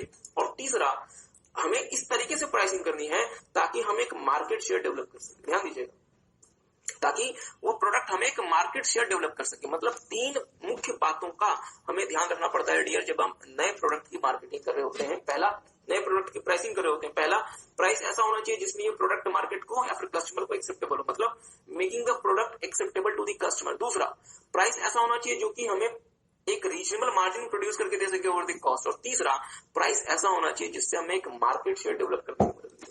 मतलब बहुत कम प्राइस भी ना रख दे जिससे कि बायर को लगे कि प्रोडक्ट इंफीरियर है, और बहुत हाई प्राइस भी ना रख दे जिससे बायर आपका प्रोडक्ट परचेज ना करे. मतलब achieving a market that helps in developing a market share. आपको बात समझ आई? तो 3 प्रमुख ऑब्जेक्टिव्स होते हैं नए प्रोडक्ट की प्राइसिंग में. पहला, ये जो प्रोडक्ट होगा ये मार्केट को या फिर कस्टमर को एक्सेप्टेबल होना चाहिए. दूसरा, हमें रीजनल मार्जिन प्रोड्यूस करके दे कॉस्ट के ऊपर. और तीसरा, हमें ये मार्केट शेयर को डेवलप करने में मदद करे. इसके बाद डियर 2 प्रमुख तरीके होते हैं नए प्रोडक्ट की प्राइसिंग में. ध्यान दीजिएगा, जब आप नया प्रोडक्ट मार्केट में लेके जा रहे होते हैं तो उसे मार्केट में सेल करने के 2 प्रमुख रास्ते होते हैं. पहला, उस प्रोडक्ट का आप मार्केट में हाई प्राइस चार्ज करें, इसे आप नाम देते हैं स्कीमिंग, मार्केट स्कीमिंग. और दूसरा अप्रोच ये होता है कि उस प्रोडक्ट का आप मार्केट में बहुत लो प्राइस चार्ज करें ताकि बहुत बड़ा मार्केट शेयर आपको मिल जाए. जैसे फॉर एग्जांपल डियर, रिलायंस जियो ने क्या किया था, स्कीमिंग या पेनिट्रेशन, इसे हम नाम देते हैं मार्केट पेनिट्रेशन या फिर पेनिट्रेशन पॉलिसी या फिर penetration pricing policy. On the other hand, Apple company क्या करती है डियर, स्कीमिंग, मतलब बहुत हाई प्राइस चार्ज करती है, इसे हम नाम देते हैं स्कीमिंग प्राइसिंग पॉलिसी. तो अगर हम बहुत हाई प्राइस चार्ज करते हैं it would be called skimming, और अगर हम बहुत लो प्राइस चार्ज करते हैं इसे हम नाम देते हैं पेनिट्रेशन. स्कीमिंग का हमें फायदा ये होता है डियर कि हम बहुत जल्दी अपना कॉस्ट रिकवर कर लेते हैं, और पेनिट्रेशन का हमें फायदा ये होता है कि हमें बहुत लार्ज मार्केट शेयर मिलता है. 2-3 छोटी-छोटी बातें, मेरी बात पे थोड़ा सा ध्यान दीजिएगा. मुझे बताइए, यदि मैंने एक प्रोडक्ट मार्केट में इंट्रोड्यूस किया, ये मेरा प्रोडक्ट, और मैं स्कीमिंग करना चाहता हूं, मतलब मैं बहुत हाई प्राइस चार्ज करना चाहता हूं, तो ये प्रोडक्ट मार्केट में कैसा होना चाहिए? जो प्रोडक्ट मार्केट में काफी साल से बिकता आ रहा है या फिर यूनिक. मुझे बताया ना, किसी नॉर्मल चीज के क्या कोई भी आपको हाई प्राइस पे करने को तैयार होगा? नहीं, आपका प्रोडक्ट मार्केट में यूनिक होना चाहिए. एप्पल कंपनी डियर स्कीमिंग क्यों कर पाती है? क्योंकि एप्पल हमेशा कुछ यूनिक प्रोडक्ट मार्केट में लेकर आती है. आईफोन जब मार्केट में आया था, आज आपको आईफोन यूनिक ना लगे, बट जब आईफोन मार्केट में आया था it was a total unique product in the market, और इसलिए लोगों ने प्रीमियम प्राइस पे भी किया. और दूसरा, एक तो हमारा प्रोडक्ट यूनिक होना चाहिए, और दूसरा हमें यकीन होना चाहिए कि जिन लोगों के लिए, मतलब जिन कस्टमर्स के लिए हम ये प्रोडक्ट मार्केट में लेकर जा रहे हैं, ये कस्टमर डियर प्राइस इनसेंसिटिव. मतलब अगर थोड़ा बहुत प्राइस ऊपर नीचे हो जाएगा तो इन कस्टमर्स को कोई बहुत ज्यादा फर्क नहीं पड़ने वाला. अगर आपने अपने आईफोन में $500 की जगह $700 भी चार्ज कर लिए तो ये जो कस्टमर है ये तब भी आईफोन परचेज कर लेगा because they are not very much concerned with price. तो हमने क्या देखा कि अगर हमें मार्केट स्कीमिंग करनी है तो कम से कम दो असेंशियल कंडीशन है। पहला, प्रोडक्ट मार्केट में यूनिक होना चाहिए, ऐसा प्रोडक्ट मार्केट में पहले ना आया हो, और दूसरा, मैं जिस बायर को सेल कर रहा हूं वो बायर मेरा प्राइस इनसेंसिटिव होना चाहिए, उसको प्राइस से कोई बहुत ज्यादा फर्क ना पड़े, थोड़ा बहुत प्राइस ऊपर नीचे होने से उसको कोई बहुत ज्यादा परेशानी ना हो। तो मेरे साथ साथ देखेंगे, in this case company sets a very high price to scheme the market. The product is directed to the buyers who are price insensitive. To apply the market scheming policy, product must be unique for the market. और दूसरा होता है dear penetration, जहां पे आप लो price charge करते हैं ताकि आप बहुत ज्यादा मार्केट शेयर गेन कर सकते हैं। मेरे साथ साथ देखेंगे dear, from the market manufacturing cost and selling price of iPhone. आपको जान के हैरानी होगी डियर, जो आईफोन एक्स जो नया वाला आईफोन है, इसका रिटेल प्राइस है तकरीबन $1000 और इसकी कॉस्ट कितनी आती है $370 के आसपास। ध्यान दीजिएगा, मतलब चले 370 ना माने 400 मान लें, $400, $400 का आईफोन। सबसे पहली बात यार, हमने क्या देखा कि हमें प्रोडक्ट के बारे में 6 प्रमुख बातें पता होनी चाहिए, और वो 6 प्रमुख बातों के लिए हमने आपको एक कीवर्ड दिया था। वो कीवर्ड क्या था? अटेंशन, उधर SPM है, attention, proper attention in product branding and product promotion. दूसरा attention, proper attention in after sale services and product warranty, बहुत अच्छा यूज है। Proper understanding of product position in the market, like वो हमारा क्या है, वो हमारा इंडस्ट्रियल है, वो हमारा प्रोडक्ट कंज्यूमर है, ड्यूरेबल है, पेरिशेबल है, एसेंशियल है या फिर लग्जरी है। इससे हमें क्या करना चाहिए, हमें सेलेक्ट करना चाहिए प्रॉपर एडवर्टाइजिंग टूल ताकि हम प्रोडक्ट का ब्रांड इमेज बना सके। बी से हमें अपने प्रोडक्ट को डियर अपने कॉम्पिटिटर से डिफरेंशिएट करना पड़ेगा, और M से हमें प्रॉपर तरीके से अपने प्रोडक्ट के पोर्टफोलियो को मैनेज करना पड़ेगा। हम नया प्रोडक्ट ऐड करेंगे और पुराना प्रोडक्ट जो भी मार्केट में है हम उसे रिमूव कर देंगे, जो भी फेल हो चुका उसे हम रिमूव कर देंगे। Then we have seen pricing. फिर हमने प्राइसिंग के बारे में देखा। जो प्राइसिंग होती है किसी भी प्रोडक्ट की, वो उस प्रोडक्ट की सफलता और असफलता में बहुत बड़ा रोल प्ले करती है। अच्छे प्रोडक्ट बेकार प्राइसिंग पॉलिसी की वजह से फेल हो सकते हैं, और बेकार प्रोडक्ट डियर अच्छे प्राइसिंग पॉलिसी की वजह से हो सकता है मार्केट में चल जाए। Theoretically company cost plus pricing use कर सकती है, थ्योरेटिकली, बट एक्चुअली आप कौन सा प्राइसिंग यूज करते हैं? आप एक्चुअली मार्केट प्राइस यूज करते हैं, जहां पे आप प्राइस जो अडॉप्ट करते हैं वो प्राइस ऐसा होता है जो मार्केट में प्रिवेल हो रहा होता है। Means the price which is prevailing in the market, you are going to use the price which is prevailing in the market. ठीक बात। फिर हमने देखा डियर कि जो हम प्राइसिंग कर रहे होते हैं, तो जो नया प्रोडक्ट होता है, न्यू प्रोडक्ट की प्राइसिंग में हमें 3 ऑब्जेक्टिव्स का ध्यान रखना पड़ता है। पहला, प्राइस ऐसा होना चाहिए कि जो प्रोडक्ट है वो कस्टमर को एक्सेप्टेबल हो। दूसरा, प्राइस ऐसा होना चाहिए जो कि हमें रीजनेबल मार्जिन प्रोड्यूस करके दे ओवर कॉस्ट। और तीसरा, एक ऐसा प्राइस होना चाहिए जो कि हमें मार्केट शेयर डेवलप करने में मदद करे। The price should help us in developing a market share. फिर हमने देखा, अगर हम नया प्रोडक्ट प्राइस कर रहे होते हैं, उसके 2 रास्ते होते हैं। एक होता है मार्केट स्कीमिंग, दूसरी होती है पेनिट्रेशन। मार्केट स्कीमिंग डियर वो मतलब मैकेनिज्म होती है, मार्केट स्कीमिंग वो मैकेनिज्म होती है जहां पे आप हाई इंट्रोडक्टरी प्राइस चार्ज करते हैं, जिससे आपको ज्यादा जल्दी अपने कॉस्ट की रिकवरी हो जाए। बट मार्केट स्कीमिंग के लिए 2 चीजें एसेंशियल होती हैं। पहला, आपका प्रोडक्ट मार्केट में यूनिक होना चाहिए, और दूसरा, जो आपका बायर है वो प्राइस इनसेंसिटिव होना चाहिए। दूसरा होता है डियर पेनिट्रेशन, जहां पे आप बहुत लो प्राइस चार्ज कर रहे होते हैं मार्केट में, और लो प्राइस चार्ज करने की वजह से आप चाहते हैं कि आपको हाई मार्केट शेयर गेन हो जाए। So you want to gain a high market share, इसलिए आप लो प्राइसेस मार्केट में चार्ज कर रहे होते हैं। ठीक बात। Then we are moving towards another important area which is known as their place. बहुत ध्यान से देखिएगा। After the price of the product is determined, then the most important task is to determine how to make the product available to the target customer. मतलब कितनी आसानी से और कितनी सुविधाजनक तरीके से हम अपने प्रोडक्ट को अपने कस्टमर तक अवेलेबल करा सकते हैं। इसमें हमें 2 महत्वपूर्ण बातों का ध्यान रखना पड़ता है। पहला, प्रोडक्ट की ओनरशिप को कंपनी से कस्टमर तक कितनी आसानी से ट्रांसफर किया जा सकता है। How the ownership of the goods is transferred, मतलब अभी तक ओनरशिप हमारे पास है, हम अपने कस्टमर को ये ओनरशिप कितनी आसानी से और कितनी सुविधापूर्वक तरीके से ट्रांसफर कर सकते हैं। और दूसरा, how goods are moved from the production place to the place where customers will purchase it. जैसे फॉर एग्जांपल डियर, आपको पता है कि मारुति की जो फैक्ट्री है वो तो हरियाणा के मानेसर में, तो क्या अगर मुझे मारुति की कार परचेज करनी है तो क्या मैं मानेसर पहुंच जाऊं, या मुझे मेरे नियरेस्ट डीलर के पास वो कार अवेलेबल होनी चाहिए? सर जी, आपके नियरेस्ट डीलर के पास वो कार अवेलेबल होनी चाहिए। तो मारुति को फिर क्या समझना पड़ेगा कि मैं अपने कार को, मैं अपने प्रोडक्ट को प्रोडक्शन प्लेस से कस्टमर जहां खरीद सके वहां पे मैं कितनी आसानी से ट्रांसफर कर सकता हूं, ताकि उसके बीच में कोई स्क्रैच ना आए, कार में कोई डैमेज ना हो, एक्सेट्रा।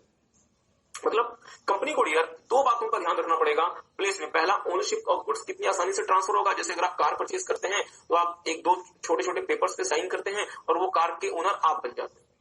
अगर आप कोई सेलफोन परचेज करते हैं, आपने पेमेंट की, आपने बिल ले लिया, वो सेलफोन के ओनर आप बन गए। सेलफोन के ओनरशिप के ट्रांसफर के लिए आपको कोई पुलिस से वेरिफिकेशन नहीं करवाना पड़ता। अगर आप कोई फ्लैट परचेज कर रहे हैं तो जब तक उस मकान की रजिस्ट्री आपके नाम पे नहीं हो जाती, आप उसके ओनर नहीं माने जाते। मीन्स गुड्स का ओनरशिप कैसे ट्रांसफर होगा। और दूसरा, अगर गुड्स का प्रोडक्शन कहीं और हो रहा है, कस्टमर कहीं और से परचेज करेगा, तो मैं कितनी आसानी से गुड्स को उसके प्रोडक्शन प्लेस से कस्टमर जहां परचेज करेगा वहां पे मूव कर सकता हूँ। So these are the two important things in place area जो कि हमें देखना पड़ेगा। प्रमोशन हम आपको लिखवाएंगे डियर, क्योंकि प्रमोशन अगेन बहुत इंपॉर्टेंट एरिया है। तो मेरे साथ साथ प्रमोशन के बारे में थोड़ा सा लिखना शुरू करेंगे, और नहीं आपको बुक में लिखना है, हमने सफिशिएंट स्पेस बुक में दिया हुआ है, तो मेरे साथ साथ डियर थोड़ा सा लिखना शुरू करेंगे।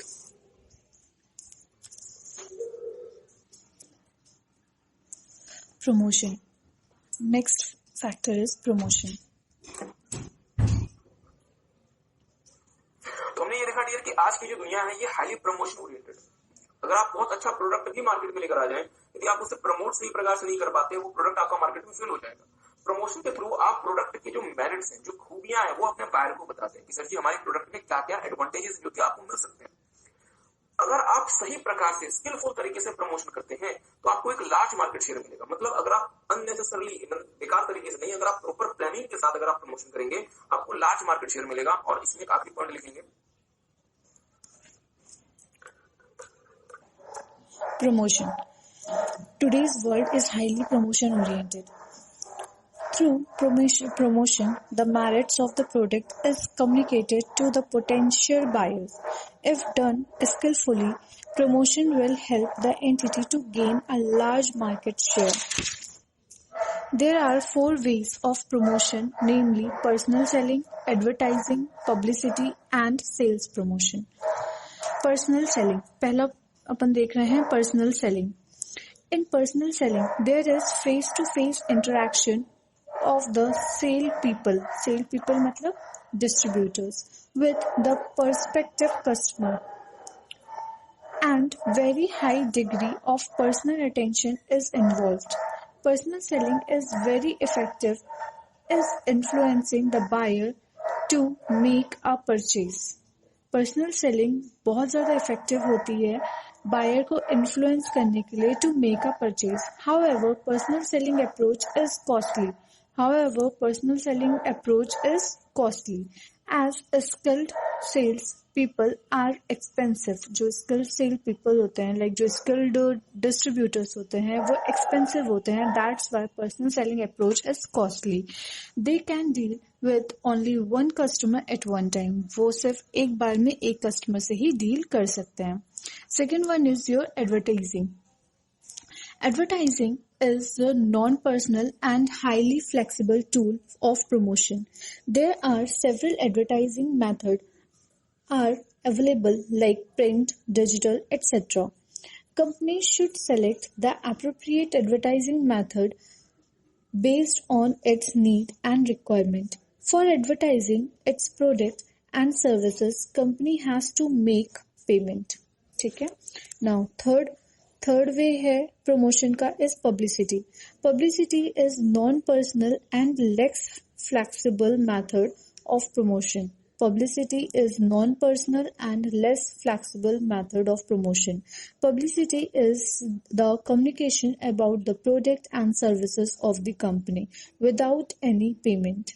Publicity is a communication about product and services of the company without any payment. There are various tools available for the publicity like press conference, press release, interest release, etc.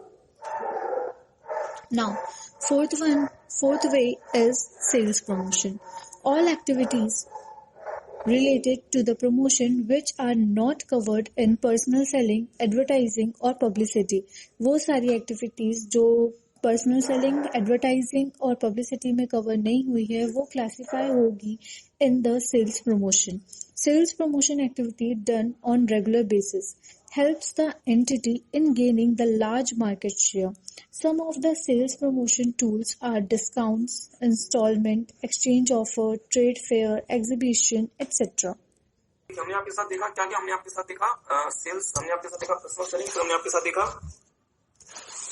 क्या add करेंगे means advertising, फिर हमने आपके साथ देखा publicity, फिर हमने आपके साथ देखा सेल्स प्रमोशन. तो मेरे साथ साथ थोड़ा सा आगे बढ़ेंगे तो मुझे बस पूछ के बताएंगे प्लीज यहाँ ध्यान दें।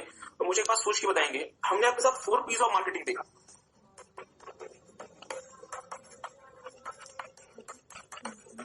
क्या क्या? प्रोडक्ट, प्राइस, प्लेस और प्रमोशन। प्रोडक्ट, प्राइस, प्लेस और प्रमोशन। सर ये प्रोडक्ट, प्राइस, प्लेस और प्रमोशन ये बेसिकली मैन्युफैक्चरर के पॉइंट ऑफ व्यू से होता है। जो प्रोडक्ट बना के मार्केट में सेल करेगा, ये जो हम प्रोड्यूस कर रहे हैं, जो हम प्रोड्यूसर या फिर मैन्युफैक्चरर हैं, तो हमारे पॉइंट ऑफ व्यू से होता है प्रोडक्ट, प्राइस, प्लेस और प्रमोशन। बट यदि मैं कस्टमर की बात करता हूं या यदि मैं बायर की बात करता हूं, तो उनके पॉइंट ऑफ व्यू से क्या होता है? उनके पॉइंट ऑफ व्यू से क्या होता है डियर? जो हमारे लिए प्रोडक्ट होता है वो कस्टमर के लिए एक सॉल्यूशन बन जाता है, कस्टमर सॉल्यूशन। ध्यान दीजिएगा, जैसे फॉर एग्जांपल मान लीजिए कि मिस्टर ए को सुबह अपने ऑफिस जाने में और शाम को घर आने में परेशानी होती है, क्योंकि उनका ऑफिस दूर पड़ता है और उनके पास भी पब्लिक ट्रांसपोर्ट का कोई अच्छा हिसाब नहीं है। तो हो सकता है कि मिस्टर ए के लिए जो, अब अगर आप मिस्टर ए के लिए कार बनाते हैं तो मिस्टर ए के लिए वो क्या बन गया डियर? एक तरह से सॉल्यूशन बन गया मिस्टर ए की परेशानी का। तो हम जो प्रोडक्ट या सर्विस बना के बेच रहे होते हैं वो कस्टमर के लिए एक सॉल्यूशन होता है किसी परेशानी का जो कस्टमर फेस कर रहा होता है। लेट्स से कि मिस्टर बी को पता नहीं चलता है कि देश में क्या हो रहा है, दुनिया में क्या हो रहा है, उनके पास न्यूज नहीं पहुंचती। तो अगर आप एक न्यूज चैनल रन कर रहे हैं तो वो मिस्टर बी के लिए क्या बन गया? एक सॉल्यूशन बन गया। ठीक बात है। जो प्राइस होगा डियर वो मिस्टर बी के लिए कॉस्ट बन जाएगा, बायर के लिए कॉस्ट बन जाएगा। हम जो प्राइस चार्ज करेंगे बायर के लिए वो कॉस्ट बन जाएगा। मान लीजिए हम बोलते हैं कि आईफोन का प्राइस 1 लाख रुपए है, तो बायर के लिए कॉस्ट कितनी बनी? 1 लाख रुपए। हम जो प्लेस करेंगे, मतलब हम जितना ज्यादा अच्छे से अपने प्रोडक्ट को अवेलेबल कराएंगे, बायर को उतनी ही कन्वीनियंस होगी, उतना ही बायर को आसानी होगी वो प्रोडक्ट परचेज करने में। तो ये बन जाएगा डियर बायर के लिए कन्वीनियंस।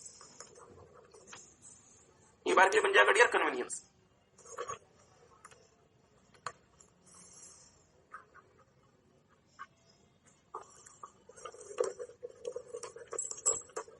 और बहुत ध्यान से मेरी बात को सुनिएगा, हम जो प्रमोशन करते हैं, हम प्रमोशन क्यों करते हैं? ताकि हम बायर को प्रोडक्ट के और अपने सर्विसेज के मेरिट्स के बारे में कम्युनिकेट कर सके। मतलब हमारे द्वारा किया गया प्रमोशन बायर के लिए कम्युनिकेशन बन जाएगा। तो हमने देखा डियर कि हमारे जो 4 P's होते हैं ये किसके पॉइंट ऑफ व्यू से होते हैं? मैन्युफैक्चरर के या फिर सेलर के। और अगर मैं इसको बायर या फिर कस्टमर के पॉइंट ऑफ व्यू से देखूंगा तो वो 4 C's बन जाते हैं। हमारा प्रोडक्ट कस्टमर के लिए सॉल्यूशन बन जाएगा, हमारा प्राइस कस्टमर के लिए कॉस्ट बन जाएगा, हमारा प्लेस कस्टमर के लिए कन्वीनियंस बन जाएगा, और हम जो प्रमोशन कर रहे हैं वो कस्टमर के लिए कम्युनिकेशन बन जाएगा। सो टेक सम टाइम, एक बार से देख लें, ध्यान से एक बार से देख लें। और अगर आपको समय मिले तो घर पे जरूर एप्पल का मार्केटिंग मिक्स पढ़ के, मतलब एप्पल का प्रोडक्ट, उसका प्राइस, उसका प्लेस और उसका प्रमोशन कैसे मतलब एप्पल कंपनी से किस तरीके से परफॉर्म करती है, अगर आपके पास डियर समय है तो जरूर से घर से पढ़ के लाएं।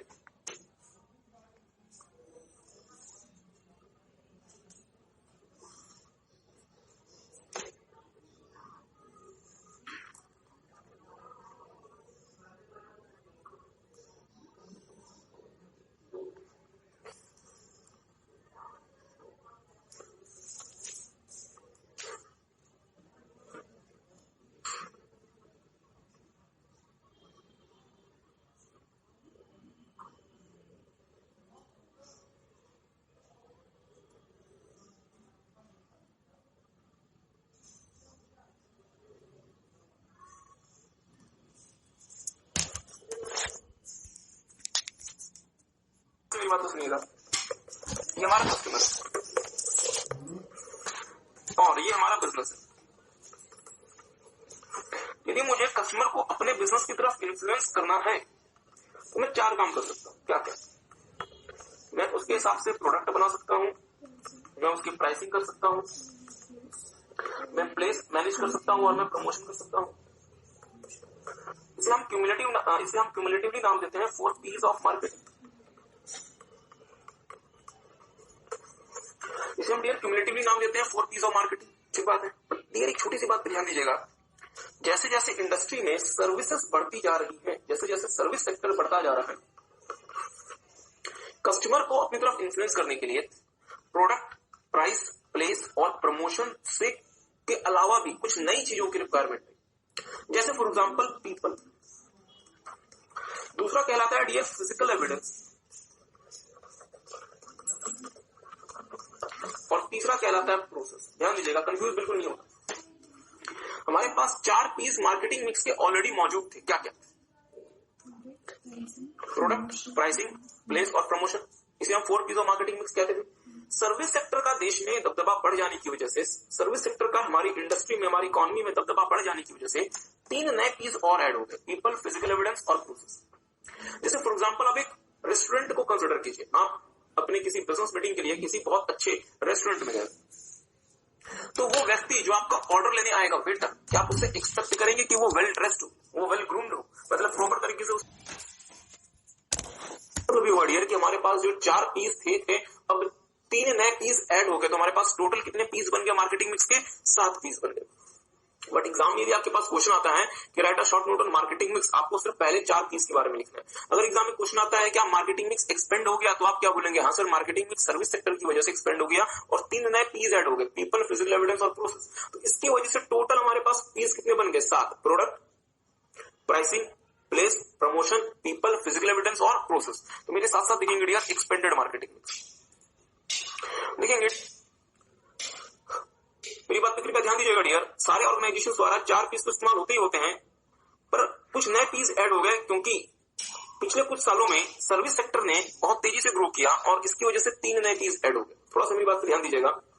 पहला, people, all human element who plays a part in delivery of the product and services and thus influences the buyer's perception like employees। मतलब वो लोग जो कि आपको प्रोडक्ट या सर्विस डिलीवर करने में मदद करते हैं। जैसे मैं यदि होटल में जाता हूं तो मैं वेटर से डील करता हूं, यदि वेटर मेरे साथ वेल बिहेव्ड है, वेटर यदि सही प्रकार से डील करेगा तो मेरा जो परसेप्शन है उस होटल के बारे में वो चेंज हो जाएगा। मैं किसी सीए के ऑफिस में जाता हूं तो मैं वहां पे अकाउंटेंट से डील करता हूं, मैं सीए सर से डील करता हूं, अगर वो मुझसे सही तरीके से डील करेंगे तो इससे भी मेरा इन्फ्लुएंस चेंज होता है कि यार अगर मुझे बाकी भी कुछ काम करवाना है तो एक काम करते हैं, हम इसी सीए फॉर्म में आ जाते हैं। दूसरा होता है फिजिकल एविडेंस, वो एनवायरमेंट जहां पे प्रोडक्ट या सर्विस डिलीवर की जाती है और जहां पे फर्म और कस्टमर आपस में इंटरेक्ट करते हैं। जैसे होटल जहां पे बैठ के आपको फूड मतलब एंजॉय करेंगे, या जैसे वो सीए का ऑफिस जहां पे आप अपनी जानकारी सीए सर को देंगे और वो आपके लिए कोई प्रपोजल तैयार करेंगे। वो एनवायरमेंट भी पीसफुल होना चाहिए, इसलिए हम क्या नाम देंगे? Physical evidence. और तीसरा होता है डियर प्रोसेस, वो तरीका जिसके थ्रू एक्चुअल प्रोडक्ट या सर्विसेज कस्टमर को डिलीवर की जाती है। मतलब वो तरीका, वो मेथड या वो एक्टिविटीज का फ्लो जिनके थ्रू एक्चुअल प्रोडक्ट या सर्विस आपको डिलीवर की जाएंगी, वो भी डियर बहुत महत्वपूर्ण होती है आपके परसेप्शन को चेंज करने में, आपके परसेप्शन को इन्फ्लुएंस करने में। जैसे अगर आप देखते होंगे बड़े बड़े होटल्स में क्या होता है कि जब आप फूड ऑर्डर करते हैं तो वो फूड एक ट्रे में रख के लाई जाती है जिसको प्रॉपर तरीके से मतलब कवर किया जाता है। मतलब actual process, methods and flow of activities by which product और service is delivered to the customer, इसका भी हमारे कस्टमर के परसेप्शन पे असर पड़ता है। तो हमने देखा कि 4 पीस तो हमारे मार्केटिंग मिक्स के पहले से थे, सर्विस सेक्टर की वजह से 3 नए पीस ऐड हो गए, पीपल, प्रोसेस और फिजिकल एविडेंस। इसका मतलब हमारे पास कुल मिला के 7 पीस हो गए मार्केटिंग मिक्स के। सो टेक सम टाइम, एक बार एक्सपेंडेड मार्केटिंग मिक्स आप देख लें।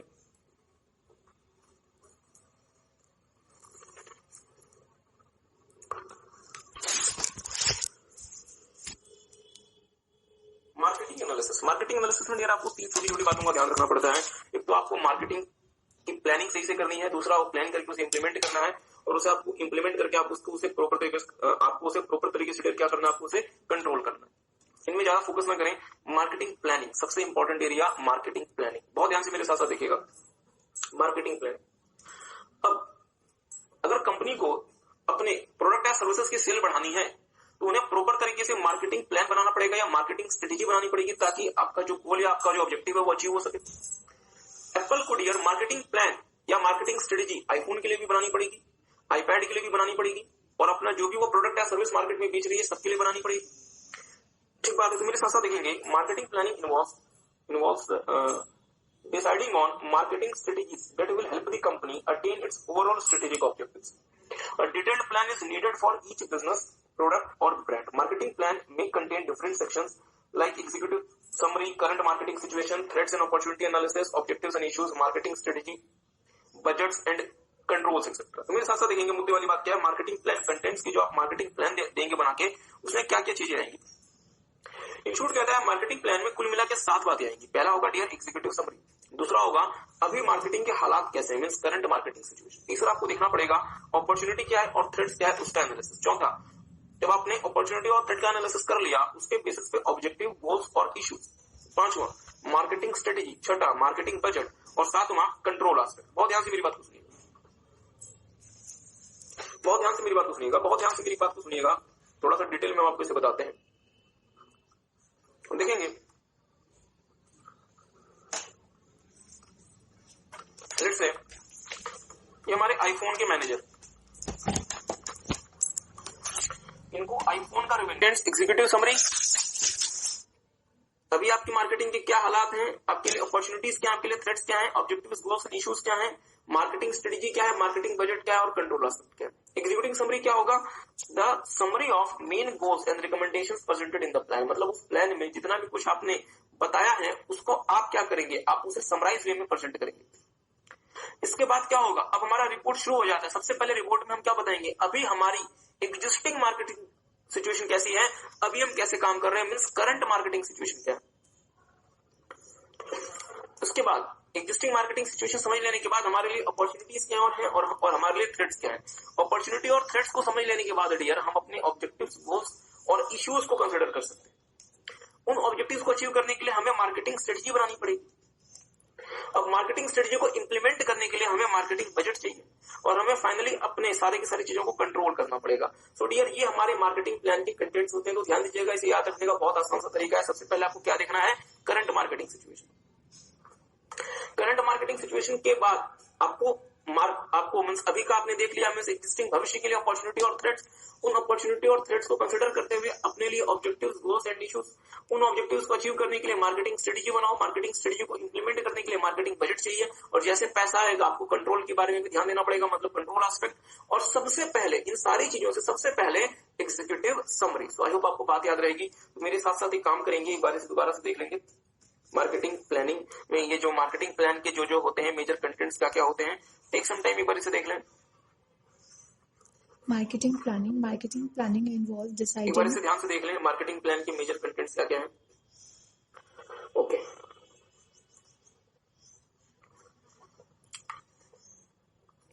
तो फिर से देख लें डियर, मार्केटिंग प्लान के मेजर कंटेंट्स को आप याद कैसे रख सकते हैं। सबसे पहले करंट मार्केटिंग सिचुएशन कि अभी क्या हालात है।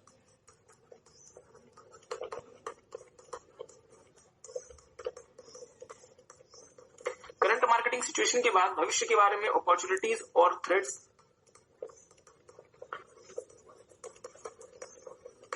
इन अपॉर्चुनिटीज और थ्रेट्स को समझते हुए हमारे लिए क्या क्या ऑब्जेक्टिव्स हैं, क्या क्या गोल्स हैं और क्या क्या इश्यूज हैं, हमें यह समझना पड़ेगा। ऑब्जेक्टिव्स, गोल्स एंड इश्यूज को हमने आइडेंटिफाई कर दिया, बट सर जी उन ऑब्जेक्टिव्स को अचीव करने के लिए मार्केटिंग स्ट्रेटजी बनाओ। इस मार्केटिंग स्ट्रेटजी को इंप्लीमेंट करने के लिए डियर हमें मार्केटिंग बजट चाहिए और जहां पैसे की बात आएगी वहां पे हमें कंट्रोल एस्पेक्ट्स देखना पड़ेगा। और एग्जीक्यूटिव के पास इतना समय तो रहेगा नहीं, तो सबसे पहले एग्जीक्यूटिव समरी। तो आई होप आपको मार्केटिंग प्लान के जो कंटेंट्स हैं वो एग्जाम तक याद रहेंगे। एक सम टाइम एक बार इन कंटेंट्स को देख लें। फिर हम आपके साथ आज की क्लास का आखिरी टॉपिक कर रहे हैं जिसका नाम है मार्केटिंग स्ट्रेटेजी टेक्निक्स। अगर आप मार्केटिंग करते हैं तो आपके पास क्या क्या टेक्निक्स होती है डियर मार्केटिंग करने की। सबसे पहला होता है डियर सोशल मार्केटिंग। जैसा कि नाम से हमें समझ आता है, सोशल मार्केटिंग वो मार्केटिंग का एस्पेक्ट होता है जहां पे आप कोई सोशल आइडिया या कोई सामाजिक काम की मार्केटिंग कर रहे होते हैं। जैसे ड्राइव सेफ, कि सर जी सेफ तरीके से चलें, या ड्राइव स्लो ड्राइव करें, या जैसे कीप द सिटी क्लीन, मतलब अपने शहर को स्वच्छ रखें, पानी बचाएं, इलेक्ट्रिसिटी बचाएं। मतलब अगर मैं इलेक्ट्रिसिटी बचाने के लिए कोई कैंपेन कर रहा हूं तो उससे मेरा कोई इंडिविजुअल फायदा नहीं हो रहा, इससे पूरे समाज का फायदा होगा। यदि मैं पानी बचाने के लिए कोई मुहिम कर रहा हूं, यदि मैं सेव वाटर कैंपेन शुरू कर रहा हूं डियर, तो इससे कोई मेरा अकेले का फायदा नहीं है, या इससे सिर्फ और सिर्फ मारुति का फायदा नहीं है, इससे हुंडई का फायदा नहीं है, इससे पूरी सोसाइटी का फायदा है। तो ऐसी मार्केटिंग स्ट्रेटेजीज को आप नाम देते हैं सोशल मार्केटिंग। मेरे साथ साथ देखेंगे, it refers to the marketing strategy seeking to increase the acceptability of social idea or practice। मतलब कोई सामाजिक आइडिया या कोई सोशल प्रैक्टिस को लोगों तक ज्यादा एक्सेप्टेबल बनाना, ज्यादा पॉपुलर बनाना, वो कहलाता है सोशल मार्केटिंग। जैसे road safety, child education etcetera. Augmented marketing, बहुत ध्यान से मेरी बात को सुनिएगा। एग्यूमेंटेड मार्केटिंग, अब डियर मेरी बात पे थोड़ा सा ध्यान दीजिएगा कि आपने कभी ऐसा देखा है कि अगर आपको कोई मतलब ऑफर मिलता है कि भाई आईफोन परचेज करो, और अगर आईफोन परचेज करोगे तो रिलायंस जियो का 4G कनेक्शन 6 महीने के लिए फ्री मिल जाएगा। मतलब 6 महीने तक फ्री में 4G इस्तेमाल करो। आईफोन परचेज करो, 6 महीने तक फ्री में 4G इस्तेमाल करो। या आईफोन परचेज करो और आपको हॉटस्टार जो मतलब स्टार ग्रुप का जो है हॉटस्टार की प्रीमियम सर्विस 1 साल तक मिलेगी। बट सर जी हॉटस्टार की प्रीमियम सर्विस 1 साल तक कब मिलेगी? जब आप आईफोन परचेज करते हैं। इसका मतलब ये हुआ कि एग्यूमेंटेड मार्केटिंग क्या होता है डियर? एग्यूमेंटेड मार्केटिंग होता है कि आप किसी एक्चुअल प्रोडक्ट या सर्विस के साथ कुछ एडिशनल प्रोडक्ट या सर्विस भी साथ में दे दिया करते हैं ताकि वो एक्चुअल प्रोडक्ट या सर्विस ज्यादा अच्छे तरीके से दिखे। या फॉर एग्जाम्पल, दूसरा एग्जाम्पल, आप कार परचेज करें, आपको 3 साल तक इंश्योरेंस नहीं देना, उसका इंश्योरेंस हम देंगे। या आप कार परचेज करें, हम आपको रोड साइड सेफ्टी असिस्टेंस की सर्विस देंगे। मतलब आपके अगर रोड में अगर आपकी गाड़ी कभी खराब हो जाती है, आप इस नंबर पे फोन करें, हम आपको रोड में वहां पहुंच के असिस्टेंस देंगे। इसका मतलब क्या हुआ? एक्चुअल प्रोडक्ट क्या है? मेरा कार। और उस एक्चुअल प्रोडक्ट के अगल बगल मैंने कुछ एडिशनल फीचर्स और एडिशनल प्रोडक्ट्स भी आपको साथ में दे दिया। तो this is known as augmented marketing. तो मेरे साथ साथ देखेंगे, it is the provision of additional services and benefits built around the actual product or services that relates to the introduction of high tech services। मतलब ये word कि आप, मुद्दे वाली बात क्या है कि आप एक्चुअल प्रोडक्ट के साथ साथ कुछ एडिशनल प्रोडक्ट्स और सर्विसेज भी दे सकते हैं। और generally dear augmented marketing high tech service industry में ज्यादा देखने को मिलती है। जैसे अगर आप कोई नया फोन लेते हैं तो आपको मतलब आपको 4G कनेक्शन फ्री में मिल जाएगा। या अगर आप जियो का 4G कनेक्शन लेते हैं तो जियो आपको हो सकता है बोले कि हम आपको HD मूवीज 1 साल तक फ्री में दिखाएंगे, या हम आपको 6 महीने तक PUBG फ्री में गेम आप खेल सकते हैं, etcetera. For example telecom companies offers the online streaming of HD movies और गेम्स विद देयर कनेक्शन। मतलब अगर आप किसी कंपनी का सिम लेते हैं तो हो सकता है कि वो कंपनी आपको अपने सिम के साथ साथ फ्री में गेम्स या फिर मूवीज की सर्विस भी दे। तीसरा होता है डायरेक्ट मार्केटिंग। ध्यान दीजिएगा, डायरेक्ट मार्केटिंग वो मार्केटिंग होती है जहां कंपनी डायरेक्टली अपने कंज्यूमर से, अपने कस्टमर से रिलेट करती है। आप उन्हें हो सकता है कि डायरेक्टली SMS भेजें, आप हो सकता है कि उन्हें डायरेक्टली फोन करें, या आप उन्हें हो सकता है कि डायरेक्टली ईमेल्स भेजें। मतलब आप कस्टमर से डायरेक्टली 1-to-1 इंटरेक्शन करते हैं। ऐसे मार्केटिंग को आप नाम देते हैं direct marketing. Marketing through various advertising media that interacts directly with the consumers. ध्यान दीजिएगा, that interacts directly with the consumers. अगर एक कंपनी कोई एड शूट करके टीवी पे रन कर देती है तो वो अपने कस्टमर्स के साथ डायरेक्टली लिंक नहीं होती, वो इनडायरेक्ट वे में अपने कस्टमर के साथ लिंक होती है। बट यदि आप अपने कस्टमर को फोन करवाते हैं, अगर आप अपने कस्टमर्स को प्रमोशनल लेटर्स लिखवाते हैं, ईमेल करते हैं, तो ऐसी मार्केटिंग को आप नाम देंगे डियर डायरेक्ट मार्केटिंग, क्योंकि यहाँ पे आपका जो कस्टमर होगा वो आपको डायरेक्ट रिस्पॉन्स देगा। तो देखेंगे direct marketing includes mail, telecommunicating, promotional letters etcetera. Relationship marketing चौथा होता है dear relationship marketing. Relationship marketing का वो ऑब्जेक्टिव या फिर वो फॉर्म होता है जहां पे कंपनी अपने बायर के साथ एक लॉन्ग टर्म रिलेशन को क्रिएट और मेंटेन करना चाहती है। ध्यान दीजिएगा, जैसे फॉर एग्जांपल एयरलाइंस, अगर आपने मान लीजिए स्पाइस जेट यूज कर लिया तो स्पाइस जेट ये चाहेगी कि भविष्य में आप जब भी फ्लाई करें आप स्पाइस जेट यूज करें। अगर आपने मान लीजिए होटल ताज में खाना खा लिया तो फिर वो होटल ये चाहेगा कि आप जब भी उस एरिया में जाएं आप इसी होटल को प्रेफर करें। मतलब यहाँ पे हम अपने कस्टमर के साथ लॉन्ग टर्म रिलेशनशिप स्टैब्लिश करना चाहते हैं। तो it is known as relationship marketing. और सोचिए अगर आपको अपने कस्टमर के साथ लॉन्ग टर्म रिलेशनशिप स्टैब्लिश करना है तो वो लॉन्ग टर्म रिलेशनशिप कैसे स्टैब्लिश होगा? जब आप अपने कस्टमर को कुछ स्पेशल फीचर्स या कुछ स्पेशल एडवांटेज देंगे। जैसे हो सकता है कि स्पाइस जेट बोले कि आप हमारे एक लॉयल कस्टमर हैं, तो आप जब भी फ्लाई करेंगे हम आपको 10% एक्स्ट्रा डिस्काउंट देंगे।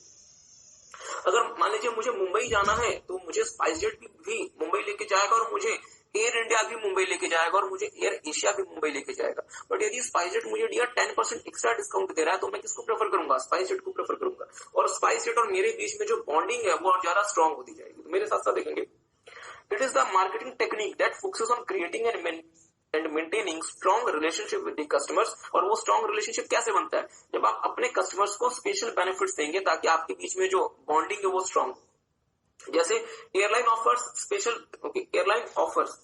Offers at major airports for frequent flights. मतलब एयरलाइन कंपनीज फ्रीक्वेंट फ्लाइट्स को एक्स्ट्रा बेनिफिट्स देती हैं कि सर जी अगर आप आते हैं तो फिर हम आपको हो सकता है कि 10% की छूट दे दें, या हम आपको हो सकता है कि प्रायोरिटी चेक इन की सर्विस दे दें। मतलब हम आपके लिए एक स्पेशल मतलब चेकिंग का मैकेनिज्म लेकर आएंगे ताकि हम आपको और अपने मतलब कस्टमर्स के मुकाबले कुछ स्पेशल सर्विसेज देंगे। सिंपल सी बात है।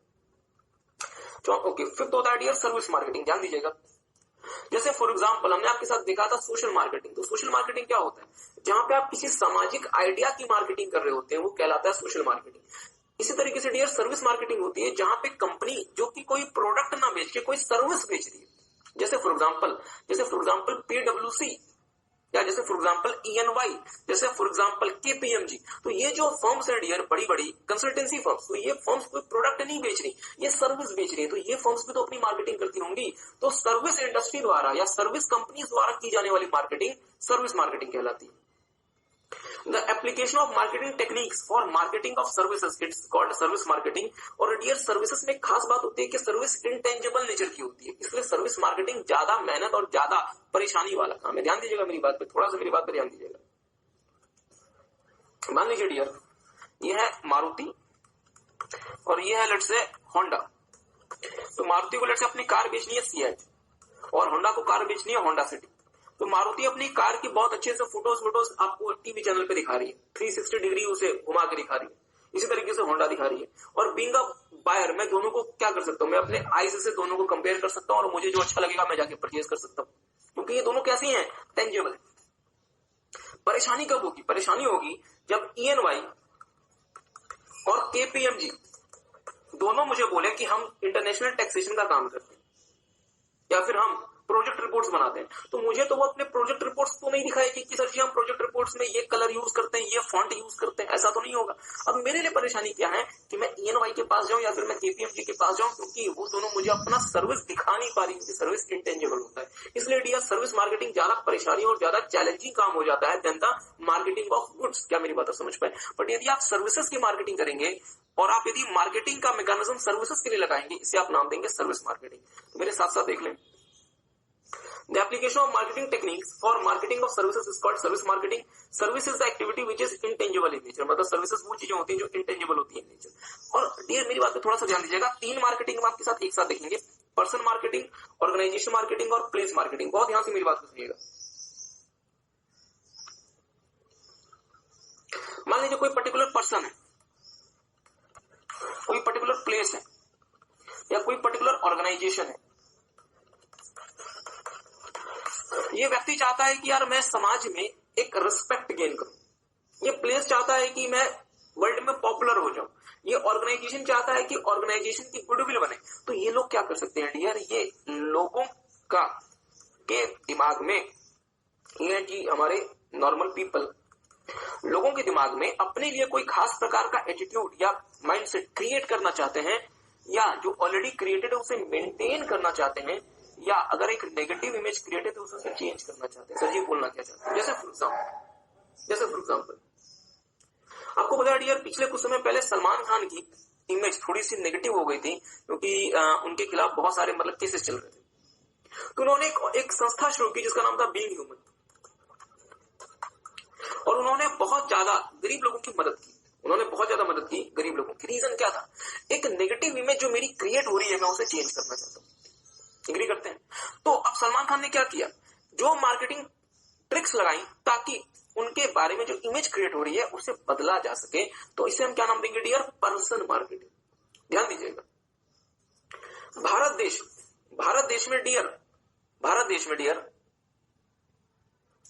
देश में घूमने फिरने लायक बहुत सारी जगह, बट भारत देश के बारे में दुनिया में जो ओपिनियन है वो कभी भी इतना ज्यादा पॉजिटिव नहीं रहा।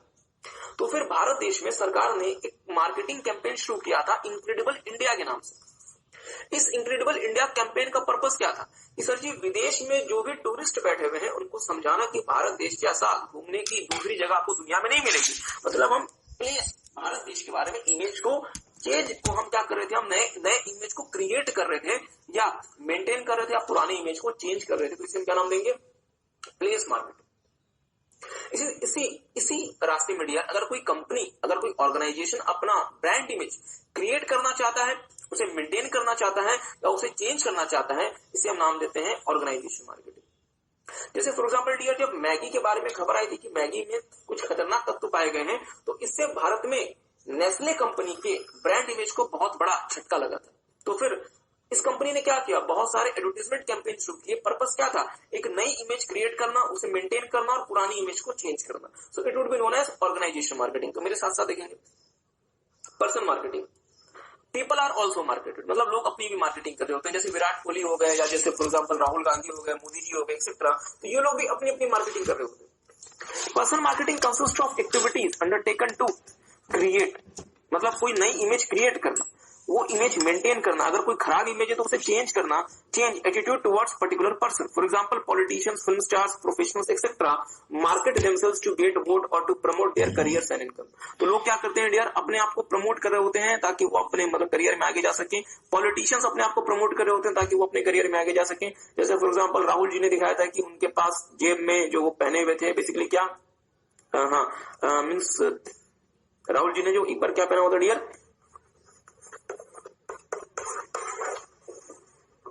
हाँ इसमें उन्होंने क्या दिखाया था कि उन्होंने जो पहना हुआ था, जो उन्होंने मतलब शर्ट पहनी हुई थी एक्सेट्रा, उसमें एक होल था।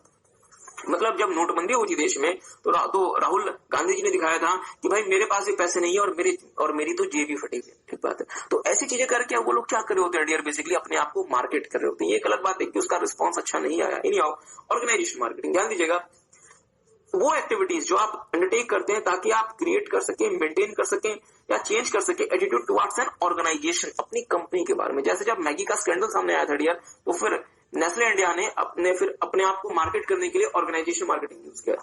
प्लेस मार्केटिंग वो मार्केटिंग होती है जहां पे किसी पर्टिकुलर प्लेस के बारे में आप कोई एटीट्यूड क्रिएट करते हैं, मेंटेन करते हैं या चेंज करते हैं, इसे आप नाम देते हैं डियर प्लेस मार्केटिंग। जैसे इनक्रेडिबल इंडिया कैंपेन जो है वो प्लेस मार्केटिंग का बहुत अच्छा एग्जांपल है, ध्यान दीजिएगा। इसके बाद डियर जो हमारी होती है मार्केटिंग का, जो हमारा जो रास्ता होता है वो कहलाता है एनलाइटेंड मार्केटिंग।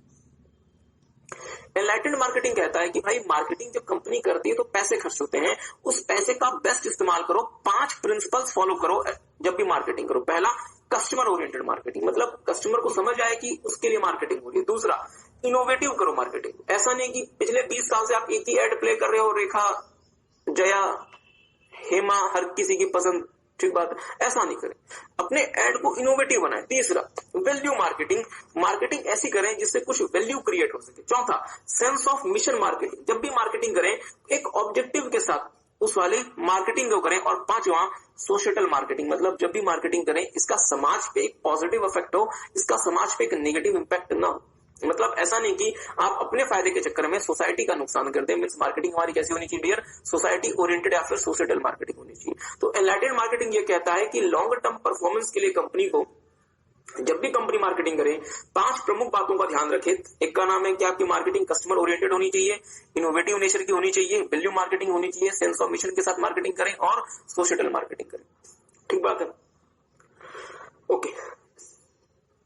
ध्यान दीजिएगा डियर, 2 प्रकार की मार्केटिंग, एक होती है डिफरेंशियल और एक होती है कंसंट्रेटेड। ध्यान दीजिएगा, अगर कंपनी बहुत सारे प्रोडक्ट्स एंड सर्विसेज बेच रही है तो फिर एक कंपनी को अपने अलग अलग प्रोडक्ट्स के लिए डियर अलग अलग प्रकार की मार्केटिंग टूल्स को इस्तेमाल करना पड़ता है। जैसे फॉर एग्जांपल हिंदुस्तान यूनिलीवर क्या करता है, ये सोप्स, मान लीजिए, मतलब क्या करता है सेल, तो ये ऐसे भी सोप्स बेचता है जो कि बहुत सस्ते होते हैं, जैसे फॉर एग्जांपल लाइफ बॉय। और ये डियर ऐसे भी सोप्स बेचता है जो कि प्रीमियम होते हैं, जैसे फॉर एग्जांपल डव या फिर पियर्स। तो फिर लाइफ बॉय की मार्केटिंग अलग तरीके से होगी, पर सर जी प्रीमियम जो सोप्स हैं आपके डव और पियर्स, उसकी मार्केटिंग अलग तरीके से होगी। मीन्स हमें एक ही कंपनी अपने अलग अलग प्रोडक्ट की, अपने अलग अलग डिविजन या फिर अपने अलग अलग सेगमेंट की मार्केटिंग अलग अलग तरीके से करेगी, क्योंकि ये अलग अलग लोगों के लिए है। लाइफ बॉय किसी और कस्टमर के लिए है, डव किसी और कस्टमर के लिए। तो आपको ऐसा नहीं कि जो मार्केटिंग की या जो एड आप लाइफ बॉय के लिए यूज कर रहे हैं वो सेम एड आप डव के लिए यूज करेंगे। ठीक बात है, देखेंगे a market coverage strategy in which firm decides to target several market segments and designs separate offer for them. ध्यान दीजिएगा, एक कंपनी जो कि अलग अलग मार्केट सेगमेंट में काम करती है, वो लाइफ बॉय भी बेचेगी और वो डव भी बेचेगी, और सर जी दोनों मार्केट सेगमेंट के लिए आप सेपरेट मार्केटिंग ऑफर्स डिजाइन करेंगे, इसे आप नाम देंगे डिफरेंशियल मार्केटिंग। इसका अपोजिट होता है dear concentrated marketing.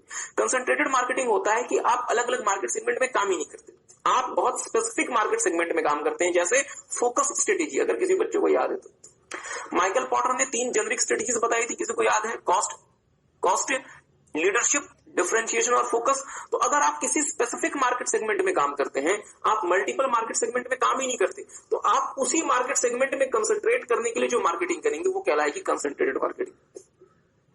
Concentrated marketing is a strategy whereby a product is developed and marketed for a very defined and specific segment of the market। ठीक बात है। एक होता है डियर सिंक्रोनो मार्केटिंग। सिंक्रोनो मार्केटिंग होता है कि बहुत बार क्या होता है डियर कि प्रोडक्ट की डिमांड और प्रोडक्ट की सप्लाई के पैटर्न में डिफरेंस होता है। जैसे फॉर